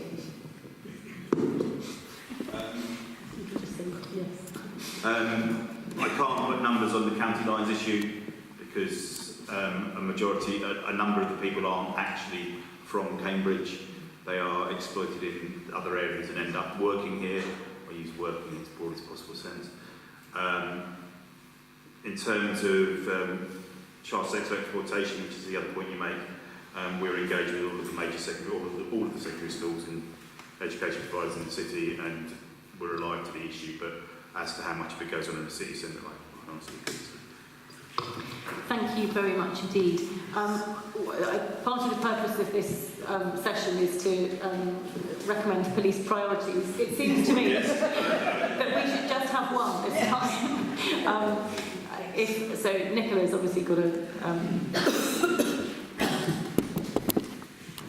Well, thanks, Lucy. Sorry to, I suppose bring some down to a more mundane subject, but nevertheless there are other important subjects for the city centre, and so I suppose I would just like to mention two related ones, which can certainly be regarded as one from the point of view of trying to slip in an extra priority, and it's to do with mopeds going through the city centre, past the city centre cameras. And of course, there's no other way to enforce against that kind of activity than through the police, because obviously the county council's civil enforcement people have no power on that whatsoever. And traders have been contacting me, especially in Bridge Street, to say that this is a growing problem, and they're very worried about the road safety aspects of it, because obviously you've got pedestrians and... Do you mean through the cameras? Yes, through the cameras. I thought they were enforced by the county council. No, they're not. They can't enforce them because they only have rear-facing. Only front-facing. Is it? Yeah. And so the cameras cannot pick them up, and the county council are not in a position to afford what would be a major project indeed to put additional cameras on there, and it would be a lot of street clutter and so on. So, I mean, the reason I feel in a way it's suitable for a local policing priority is that I think a lot of the mopeds involved are probably delivery companies. I won't mention the names, but they are going to be those, that. Now, if a short burst of police activity could be undertaken about it, the message may get round that this is not a free-for-all. It won't get rid of it altogether, but then absolutely nothing that you do or anybody, ever gets rid of something, does it? But it could knock it back a bit. So that would be my proposal. I mean, linked with that, I do think that periodically we ought to take responsibility as councillors for, the city centre, broadly city centre areas where cycling rates are very high, or where at least interactions between pedestrians and cyclists are very high because of intensive use by both, and the dangers of cycling on the pavements and cycling without lights and not stopping at traffic lights, and generally dangerous cycling, but specifically cycling on the pavement has been raised with me by a couple of people, particularly traders seem to be getting concerned about this sort of activity. Actually, sometimes I think that they're causing a bit of a problem with their own A-boards blocking up pavements, but at least those A-boards aren't travelling at 15 miles an hour. Okay, thank you. So that would be my proposal, that we do add in, some form of moving traffic offence, I suppose you would call it, for the police to prioritise it a bit for the next few months. Thank you. I'm Jamie, also her hand up. There's a...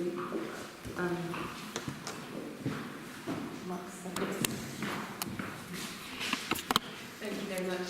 On the note of the traffic-related priorities, on page 23, you've asked for suggestions of junctions in particular to reinforce nighttime road safety over the dark and wet winter months. I'm sure we can all name many junctions, but I wonder if I could put a particular plea for reinforcement on the junction where Huntingdon Road meets Histon and Victoria Road, which we heard at the last week at one point was considered the most complex junction in Cambridge because there's so much going on there with pedestrians. I reckon you're right. Yeah, the government did say it was the most complex one that in the country for a while before London, which that's another thing. So it's a hideous junction, it's very complex, there's a lot going on there. In particular at the moment, at night time we have people speeding around the corner quickly, and then that's coupled with Huntingdon Road and Histon having HGV traffic coming along it, which aren't always driving particularly safely. So I wonder if there's any way you could put extra focus around there as part of this nighttime road safety priority. Thank you. I'm sure Sergeant Missick will take note of both of those views. Really, really quickly, Oscar, and then we are definitely moving on. I'm also very concerned about cycling on the pavements because we haven't made it a priority for quite a few sessions, but it's getting worse to the point where it's incredible the way that people just disregard pedestrians and rules when cycling around. Thank you. So we do have to do something at some point. And the suggestion of action on junctions, I would suggest the junction of Chesterton Street and Magdalen Street, where I watched the driver go through a red light from a standstill because he was bored of waiting last week. Okay, thank you very much. So we were asked for our views, and you have heard our views. I think you've heard very, very passionate views about the drug dealing issue and some concern from councillors about cycling and safety on junctions. The one other point... Chair, can I just be clear, Chair, just for the record, because I noticed that in this last cycle, we haven't, previous to this last cycle, my understanding is that we have set 3 priorities each time, and they have been listed 1, 2, 3, and we've been able to identify that. In this current cycle, I think we've lost that, and I think we should return to it formally, rather than just having one and then something which is noted. Well, can I respond, Nicola? In this cycle, we have been asked for our views, and we have given our views, and there has been some discussion and some change in the way the police are doing this, in that they no longer call them priorities because it was felt it was confusing to have what were called priorities, but actually for the police, what are priorities are things that have been set by the Home Office, much higher up the level. So I think that what we now have is much clearer. We are being asked for our views, and that is what we have given, and I'm sure that the police will respond to our views, and they can feed back on them next time as we had before. But it is a different system, and you're right to flag up that it's a different system. The one other thing that I wanted to just flag up in this report was something that I discussed with Sergeant Missick earlier, which is that on page 23 it says the street pastor scheme is facing an uncertain future. I gather that is not in fact the case. So Sergeant Missick says he doesn't quite know where that... I know exactly what it came from. Okay. Anyway, you can all be reassured that the street pastor scheme is still resourced and alive and kicking, which I think is important and reassuring. Is it really urgent, John? Yeah, it's just on page 23 too, where we're asked to this issue about dangerous driving by coaches on Queen's Road. We've been asked to consider consider it as a current public safety risk and register it with the local authority and county council. And I just want to emphasise, I think we should do that, because the coaches are creating problems not only in Queen's Road but in other parts of Cambridge, and it really does seem that there needs to be action taken to ensure that there's somewhere safer that the coaches can park and that they're required to park there, and it really does need action by the I totally agree, Joss. I couldn't agree more. I've been banging on about that issue for ages, and I'm very glad to see it responded to here, and I will pick it up after the meeting. Thank you very much indeed to Kevin Missick and Sarah Stiggles for their response. I'm sorry that we can't fix the issues that have come up, but we will keep trying. Thank you. Right, we are now going to hear from the Cambridge team on the public transport project.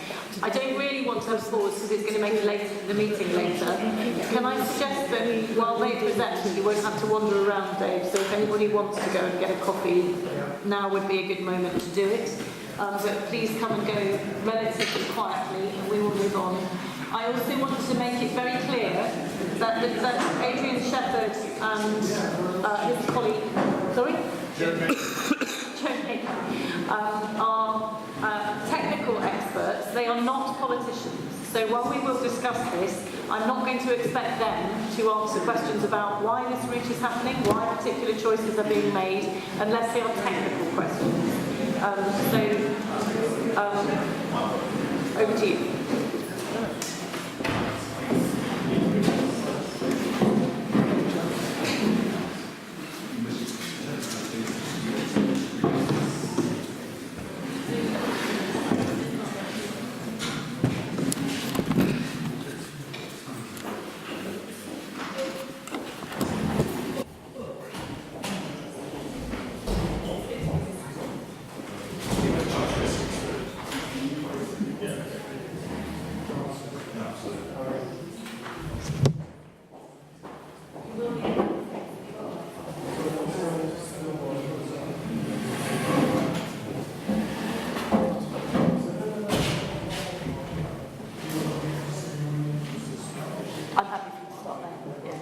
I think a lot of the people who've haven't gone for coffee, they've gone because they were here for the police meeting.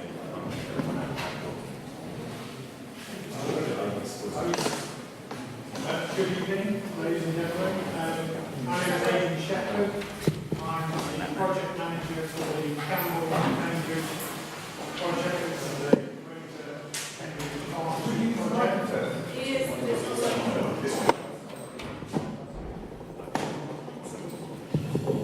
Can you hear that? Yes. Yeah. Good. My name is Adrian Shepherd. I'm the project manager for the Campbell to Cambridge scheme. It's a project brought by the Greater Cambridge Partnership, and it's a transport project as part of an overall programme through the city deal. And tonight, what I'd like to do is give you a short update on where we are in the process, where we are in the project, and going forward, what that looks like over the next period. So just to sort of remind ourselves here of the purpose and the aims and goals of the project, it's about economic growth, it's about delivering sustainable transport network and relieving congestion. And on the slide there you can see that that's about improved accessibility to support that economic growth between Cambourne and the new settlements of Bourne Airfield through to Cambridge. It's about providing high quality, better transport in terms of quick, reliable, frequent, and to the best degree as possible. And of course, dealing with the congestion that we're all very familiar with, which will, unless dealt with in the short term, will increase obviously through the medium and the longer term and strangle any potential growth. Just to look at some of those sort of figures to reinforce that message about what is the strategic importance of carrying out this work, we can see that now we have the local plan made, we've got housing trajectories that continue to rise, and indeed colleagues in the city and South Cambs obviously now looking towards the next local plan. We're talking about increasing number of jobs, those in the planned cycle, but going forward beyond that, increasing the demand, the type of high-skilled jobs that Cambridge draws to it.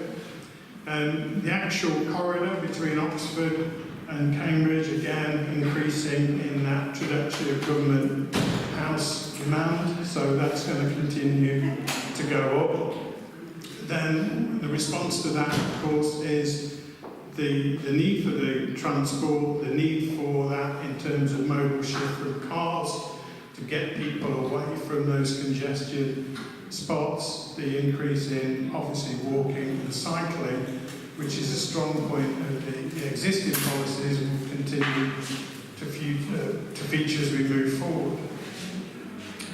So, in terms of what has been happening through the year, people in the room will recall we did the public consultation at the beginning of the year, and through that process, in parallel was the development of the Cambridge and Peterborough Combined Authorities proposals for the Cambridge Autonomous Metro, and much of that was introduced, shared with everyone at the beginning of the year through reports from Steer Davis-Cleave and Arup on behalf of the Cambridgeshire Authority.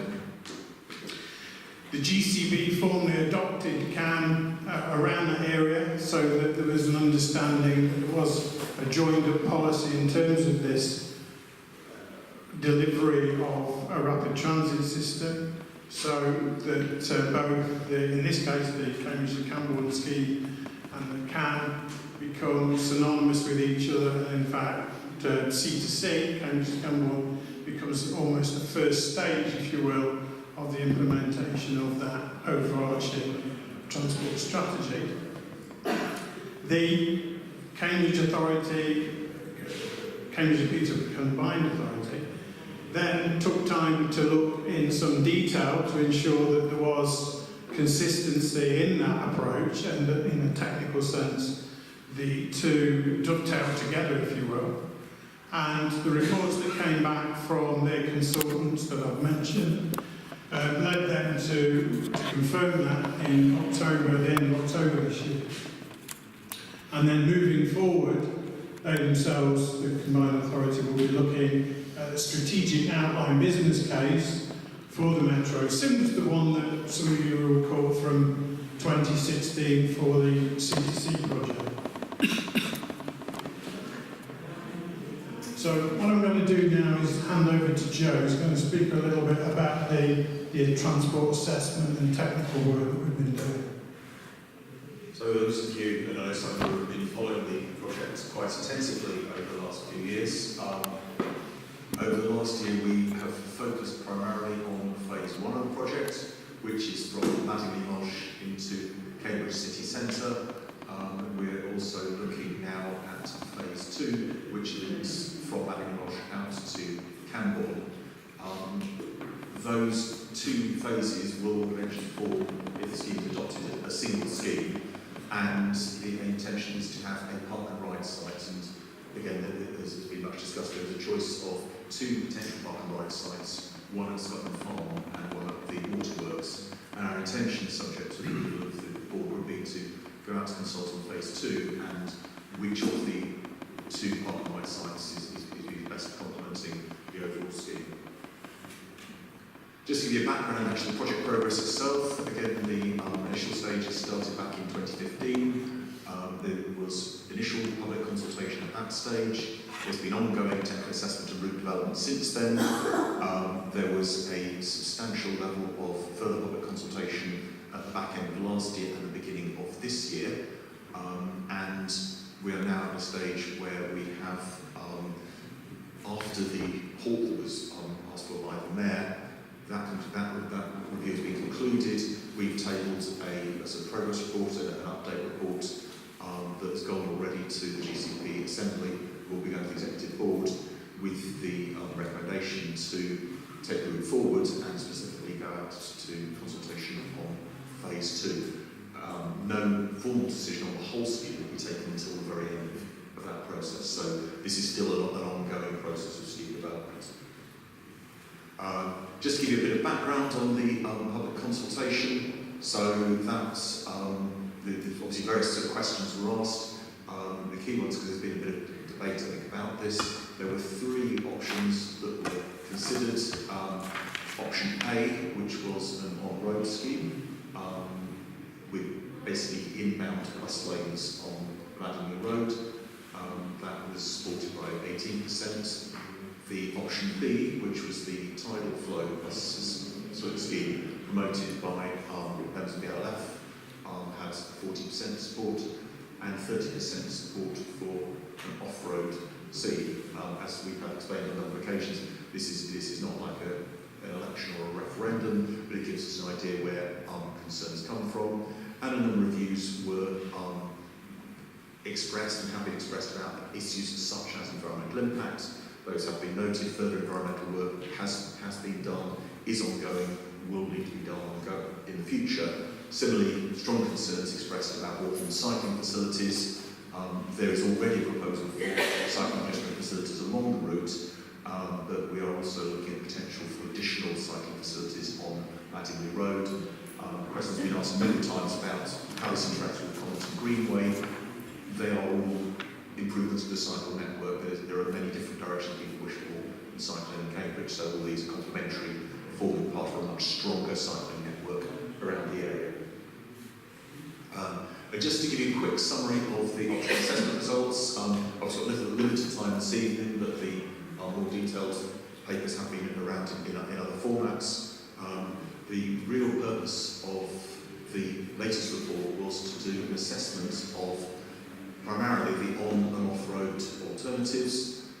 We compared the off-road alternative, which was optimised to produce basically take the sections that will perform best from that, and similarly an optimised on-road solution, which combined the best elements of options A and B.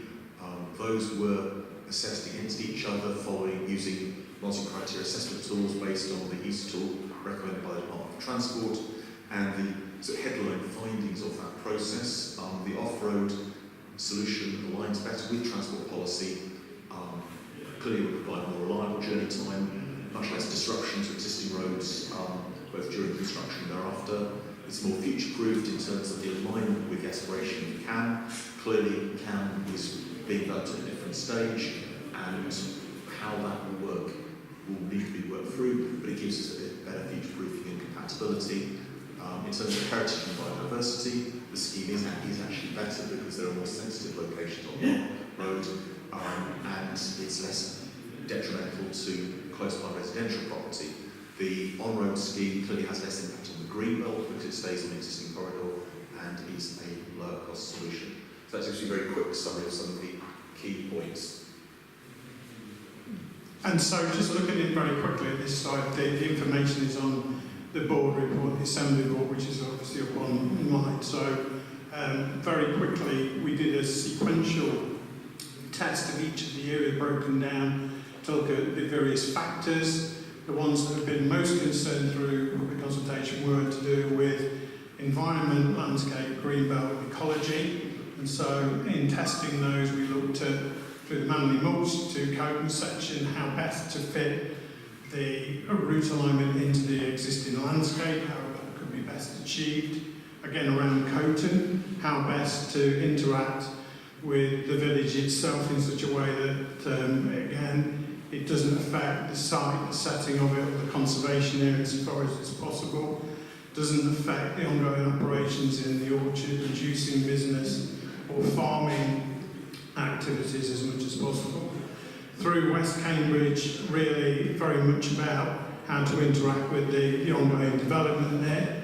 And then through the very sensitive Westfields area, which is an important part of the Cambridge Greenbelt, how best to do that without severing the landscape, working with the traditional field pattern, which has been there for over 100 years, and then joining that into the on-street network and onward journeys through to destinations that people actually want to get to.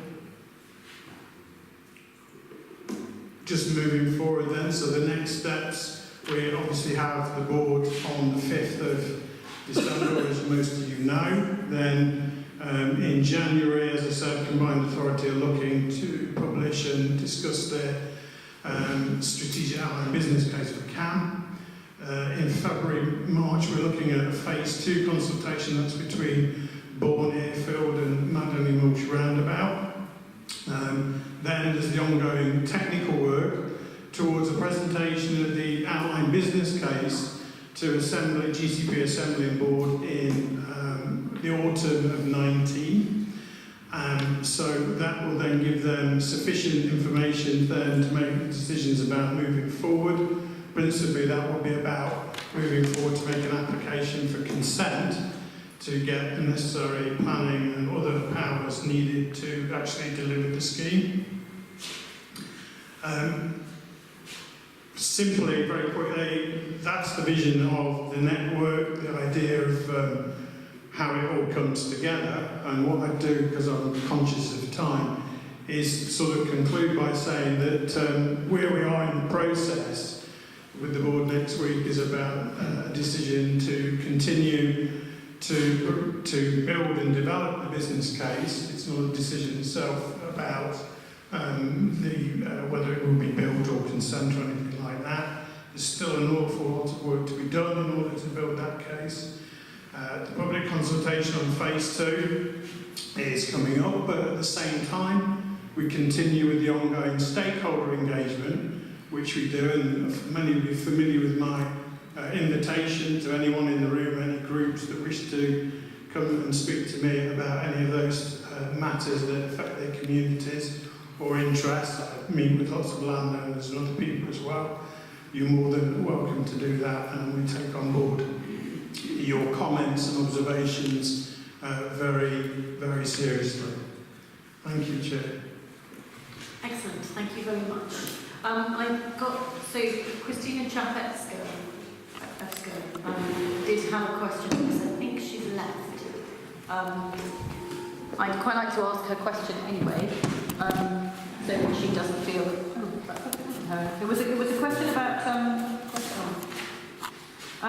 what happens to the buses after Grange Road? Maybe it was Wendy's question. It was Wendy's question. Apologies. There we are, Wendy. I've asked you a question. Have you got it answered already? No, I haven't asked already, but I had a little bit that I've added into it. Okay, so let's take Wendy's question first, because I didn't allow her to ask. And then I've got John. So I know this is you're just anticipating what's going to happen. This is potential projection, etc.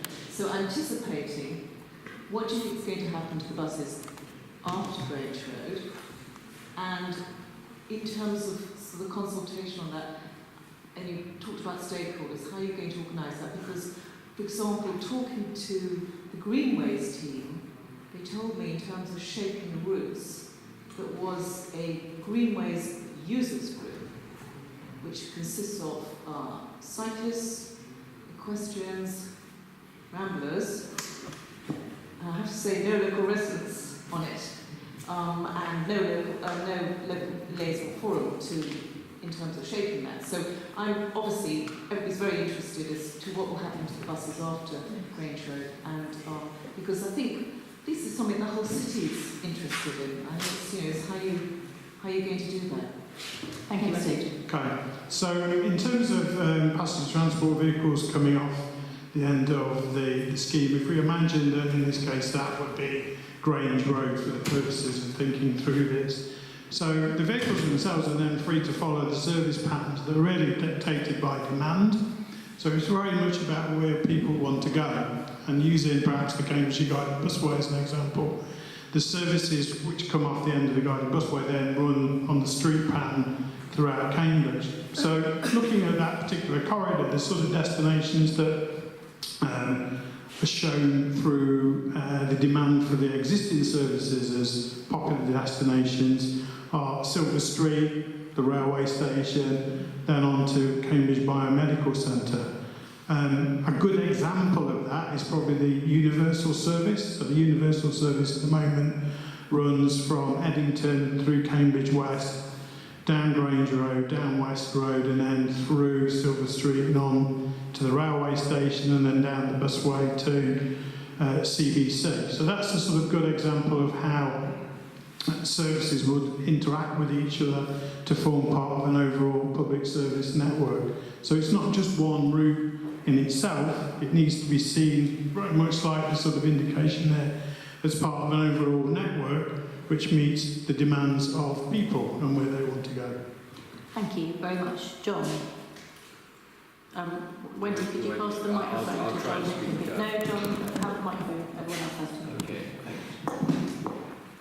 thanks. First of all, can I just ask, in what respects the Mayor's conversion to the notion that the off-road scheme was usable for his metro system. What was it that convinced him of the possibility of compatibility between the two systems, when previously he had attempted to get the Greater Cambridge Partnership to hold fire on the whole scheme on the grounds that he wasn't satisfied about compatibility? So I want to know in what, I mean, and I don't expect you to comment on any political questions here, but there must have been technical discussions about how those two systems could be made compatible, and I'd like to know a bit more about what that compatibility comprises and the extent to which the mayor's conversion,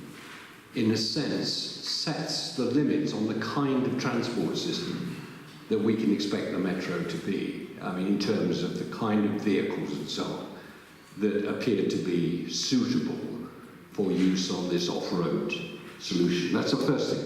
The second thing is I'm extremely concerned about the possibility that the rail link between Bedford and Cambridge will follow the southern route, if you like, through the country to the south of the city, rather than on the northern route, linking with St Neots and so on.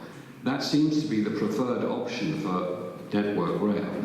Do you think your scheme will give support to Network Rail in the sense that they will say, we've made, we've created capacity for the northern route, so it's more sensible for the rail link to be southern? I mean, that's, again, partly.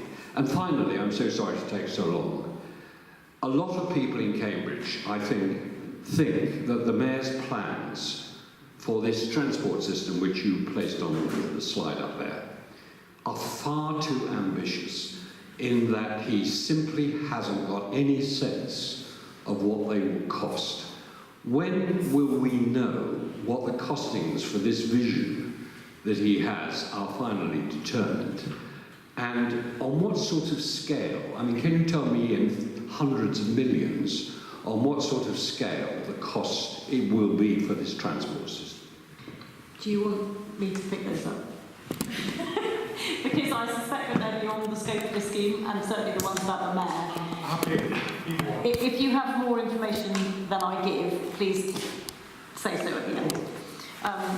I think it's a little unfair to ask them about the mayor's Damascene conversion, John, because there's a technical conversion as well. So what I'm interested in is the technical conversion. Inside the politics. So what the mayor said... What suddenly made the system good for the mayor's scheme, when previously he said it wasn't suitable? What the mayor said on Monday at the scrutiny committee, where he was asked this question by Councillor Philip Allen, who asked about his Damascene conversion to the off-road route, and his response was very clearly, A, to apologise for what he had originally said, and B, that what had converted him was the Arup report. Now, we have only seen 4 pages of the Arup report, and therefore it is not sufficient to convert the rest of us. And there is a very considerable pressure on the mayor to release the rest of the Arup report, and he said on Monday that he would be doing that. So his response quite clearly on Monday was that what had converted him was the report by the consultants that he had commissioned. And he said that he had tried very hard to talk to those consultants and persuade them that that was not the answer, and the consultants were adamant that that was the answer. So we need to get that report so that we have the same information that the mayor has, but that was his clear response on that, and I think that that is a political question rather than a technical one. I don't imagine you've got more technical information to add on that. Not really, no. Do you have more information on Network Rail? Alas, I don't. The one thing I have very little information other than to say that because of the business case, the business cases for those 2 projects are very separate. One's a strategic, regional and beyond. The Ctte is very much about from Cambridge through Cambourne to St Neots. So on Network Rail, John, the most recent information that I've had, and it is very vague, because the whole process is opaque, is that they are more likely to come in at the southern route because of the way the railways work, and it's much easier to come in near Foxton, but that doesn't necessarily mean that they won't go near St Neots either, that it is possible to see a route that does both of those things. But we will have to wait and see, and I think that the response that we've had about there being very, very separate kind of funding streams and discussions, I wouldn't imagine that this route would have an enormous impact on where Network Rail choose to put their site. I think that the engineering work that they're doing, looking at the actual routes, will have a much larger impact. The final thing you asked was about the actual costings of the Mayor's plans. I think your concern that the Mayor's plans are extremely over-ambitious are shared by a very large number of people across the county, and on Monday again at the Scrutiny Committee we had for the first time a very clear budget report for the Mayor, and at the bottom of that budget report, so we had his revenue budget, which is overspent, and then we had a capital budget which has projects which are planned and funded, projects which are planned and part funded, and at the bottom, a very long list of projects which have no funding whatsoever, and CAM is in that list. And I think, from memory, the cost of it varies enormously, but there is a figure on that, and if you want to go to the Scrutiny Committee papers, you will find that figure. I could probably find it for you by the end of the meeting, but it's astronomical and it's unfunded. Well, I'm sure the officers will be delighted that you've given them so much protection, especially if you're a scrutineer. Can I just revert to the first question, which was that in order for the two systems to be compatible, there must have been agreements about vehicle, the kind of vehicle and the kind of off-road system that is going to be used. Can you tell us a bit more about what the off-road system will be? Will it be like the guided bus? Will it be through concrete tunnel channels? Or have you some different view? What is the nature of the vehicle that is going to run so successfully down this conduit, whatever it is? So in terms of the consistency of route, we're talking about really a rapid transit system. So whether that rapid transit be a bus rapid transit system or a light rail rapid transit system, the similarities in route are pretty much the same, the characteristics are similar. To give an example of that is possibly to use the Cambridge Guided Busway. The Cambridge Guided Busway was opened in 1846 as a railway line, and steam engines went through it until the conversion to electric, and I think the last service train went through there in 1970, and then it was converted and opened again in 2011 as a busway, exactly the same strategic route. Who's to say in a number of years' time it will not be converted into some advanced rapid transit system? I don't know. But the important thing is the route and the capacity and capability of that route to suit some form of rapid transit. So that's the main characteristic. There's no reason why one cannot be converted to another in the sort of way I've suggested through the example given. Again, John, on Monday, the answer about the vehicle was that it would be a rubber-wheeled electric vehicle. So that might help a little bit. Marcus was next, I think, and then Stephen at the back. Yeah, I'm really struggling with how GCP makes these decisions, and especially the technical decisions. As far as I can see, you've ignored 2.5 years of input from residents. You've ignored consultations, the result of which you didn't like. You've basically strung us along that this was a normal planning process just to end up with exactly the most damaging, the one solution that virtually nobody wanted. we could draw all sorts of parallels to this, but it is very surprising. So my first question is, why are you ignoring the local liaison forum? Why are you ignoring the impact? Why are you making up gantries that are necessary? Why are you suggesting that 50 buses could go down Silver Street into the city centre per hour? That is completely illusionary and will turn Newnham and the west of Cambridge into a gigantic bus rubber wheel car park rather than a functioning transport system.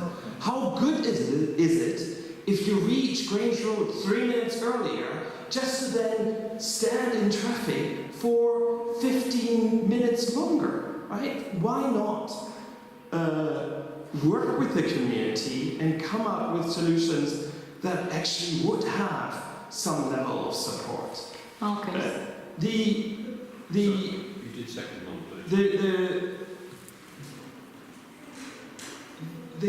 Your Marcus, can I just remind you, when you say you, the GCP is not these two officers. It is the politicians in this city and This is outside. a technical report. This is a technical report. So the technical question you've asked so far is about gantries. No. The technical question that I've asked is, how did this report integrate the consultation? That was my very first question. The second technical question was, how do 50 buses an hour from Grange Road get on the Uni bus road, that was the answer by the officer, into the city centre? The third question I asked was, how are these, how are the third question I'm asking now is not about the gantries, is why the officers are not working with the community. Maybe it's a politician decision, and they can say that. They have been prohibited from working with the LLF. They've been prohibited from taking the consultations into account. I would like to know that. The question about the gantries was a technical question.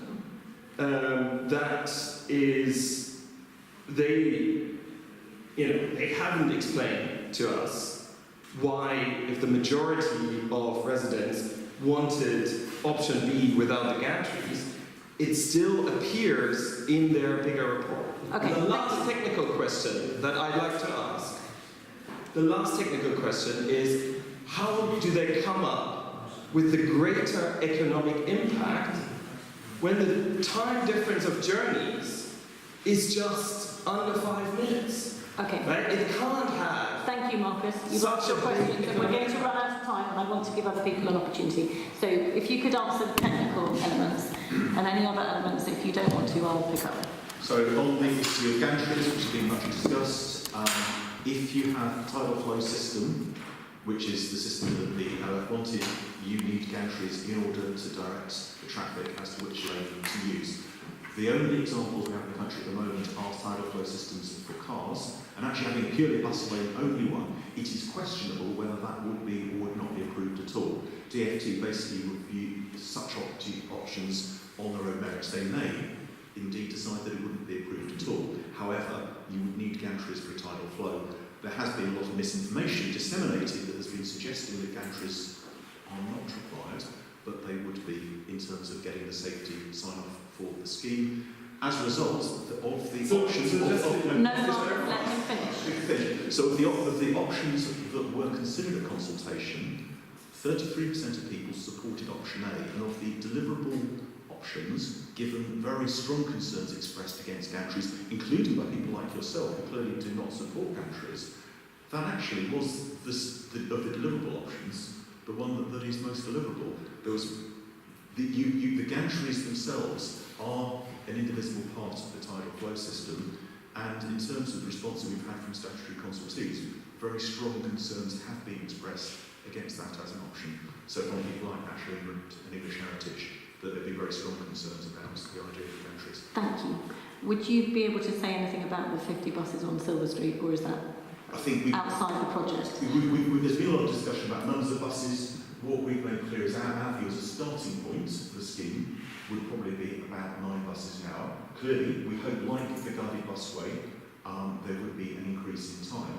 But the whole purpose of something like the CAN network would be that you would then see other alternative routes of buses. Clearly, you're not going to get 50 buses now going down Silver Street. I think that's well understood. You may have some buses going down the scheme into the West Cambridge site. Some may turn off to go up to Eddington, for example. You know, there are a range of different ways in which the buses could go. But I think we were all acutely aware you couldn't get 50 an hour down Silver Street. Thank you. That's very helpful. Stephen. Sorry, I had a supplementary question. Margaret, I want to finish this item in 5 minutes because we have another item on the agenda and we have to be out of here at 9:30. So I'm going to give other people an opportunity to ask questions. Stephen. Why should we sit here and listen about people cycling on pavements for half an hour? This crime stuff, and this should be finished in 5 minutes when this is about the whole landscape of Cambridge being trashed. I find it amazing us here for an hour and a half listening to these vague topics. What about various forms of crime in Cambridge? Everyone knows what crime is receiving. Stephen, the 5 minutes is ticking. Could you ask your question? I don't think 5 minutes is sufficient. Let me ask my question. Okay, so are you guys actually, have you sat down and you listened to my question? We're all listening, sitting down. Stephen, please ask your question. I've got several questions. My first question is this. When I spoke to James Palmer, I've spoken to him 5 times in the last 2 weeks, including this morning, he's adamant that the plan is to have a tunnel from the West Cambridge site. And contrary to whatever people say, he wants to build that, and he will be announcing plans in the coming months.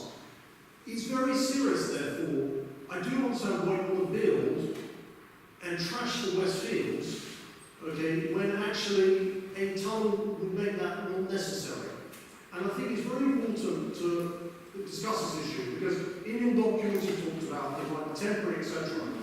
I think if the plan is to have tunnels, I think there should be no plan to build any sort of road through that space of rebound. So that is my first question. The second question is one that actually every councillor in this room should be concerned about, and it relates to the issues that Marcus quite rightly is raising, which is the treatment of the LLF in this case. I went to a meeting today with groups from across Cambridgeshire, people from Harston, people from the east of Cambridge, people from going up the line up towards Townhall.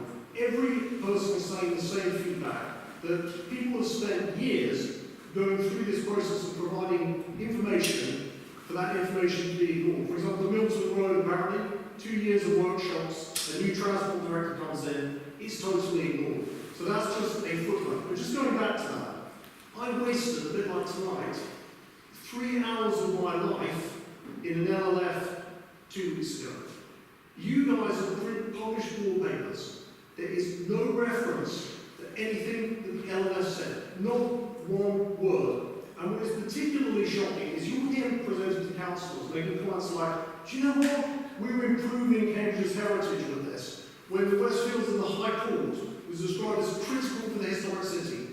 And the historic city has 50 listed buildings, 20 registered parks and gardens in the wider area. And this is going to go right at the heart of it. The Banks, West Road, Silver Street, the bit that attracts millions of people a year. And you sit here talking about Manningley Cemetery as if that's more important than the whole historic city. So you went to that LLF meeting and we provided you with that evidence. And you are now sending documents to the board without even so much as one word about what the LLF said. I could talk for an hour, but I'll ask you 2 questions. Thank you very much. Can I just have an indication of how many other people would like to ask questions on this topic before we ask for any responses? Okay, that means that you have a whole 2 minutes to respond, but if you want to take longer, that's fine, because then we can move on. Can you hear me through this mic? Yes. In responding to Stephen's point, there's quite a lot there. So I think I made mention of the recognition of the importance of the Westfields. It's something that you and I have corresponded about by email. We do fully understand that. In terms of CAM and Ctte, then the agreement between the GCP and the CA is that Ctte would be the first phase of CAM, and the timetable for delivery of Ctte is around 2024. The indications of the work that is coming out of CAM is a longer period, and so in order to meet the cycle that we're looking at now, and given the number of years that the project has been running, then there's a need and an importance to move forward with that. In terms of listening to what people say in public consultation, the results of the public consultation were published much earlier this year before the pause, and so the reports on that are available and have been for some time. All local liaison notes are recorded and in some form or another often by the media. It is incredibly important that officers, the project team, understand and listen to what people are saying about their concerns. People have knowledge of their neck of the wood, their back garden, if you will, that is invaluable in trying to inform the scheme. The process of public consultation will again occur for phase 2, but it will again occur later on. It should the scheme get past the outline business case with the Assembly and Board's approval in October next year. So it's part of the process. Nothing is yet determined. There is a long way to go. And again, Steve and I would welcome engagement with Save the Westfields and to talk about the issues and deal with exchanged emails on that point. Thank you very much indeed. Wendy, did you want Just very quickly? One quick question. Have you had any discussions or have you assessed any possibilities of where bus interchanges might go on the backs or Silver Street or Green Street? I mean, we saw some consultations out to consultants. So we published a paper the other year which is on our webpage and talks about that. Effectively, if one goes through the reading, we can see that we talk about a bus stop for Bourne Airfield, a bus stop for Hardwick, a hub in Cambridge West, and then the system would run on street through the existing network. No, I meant as the buses leave Grange Road, have you had any, has there been any consultants' reports on potential spots for interchanges? There are no plans for an interchange. Colleagues in the City Access team are looking at the wider implications of the hub in and around Cambridge. The report that we have published, which is available for anyone in this room to read, talks about effectively the network where people want to go. So the passenger transport vehicles are driven by demand, operators take buses where people want to go, and it's envisaged that much of the infrastructure that's already in place would be used in the same way. The guided busways is the same thing.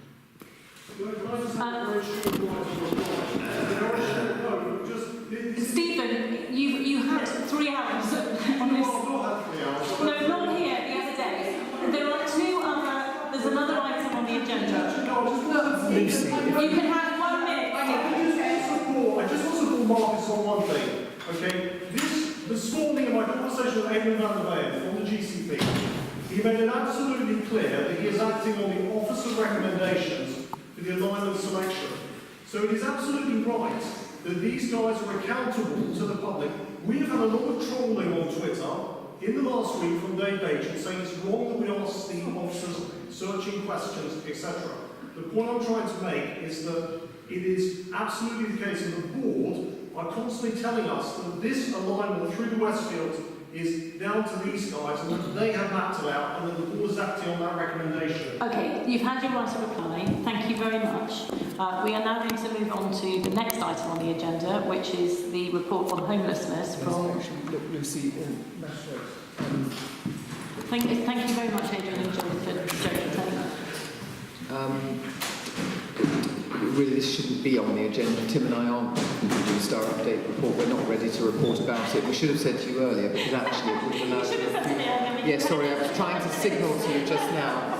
Right, so, okay. Yeah. So we won't have the final report, and everyone gets to go home 5 minutes earlier, or you can have private conversations with Adrian and Joe.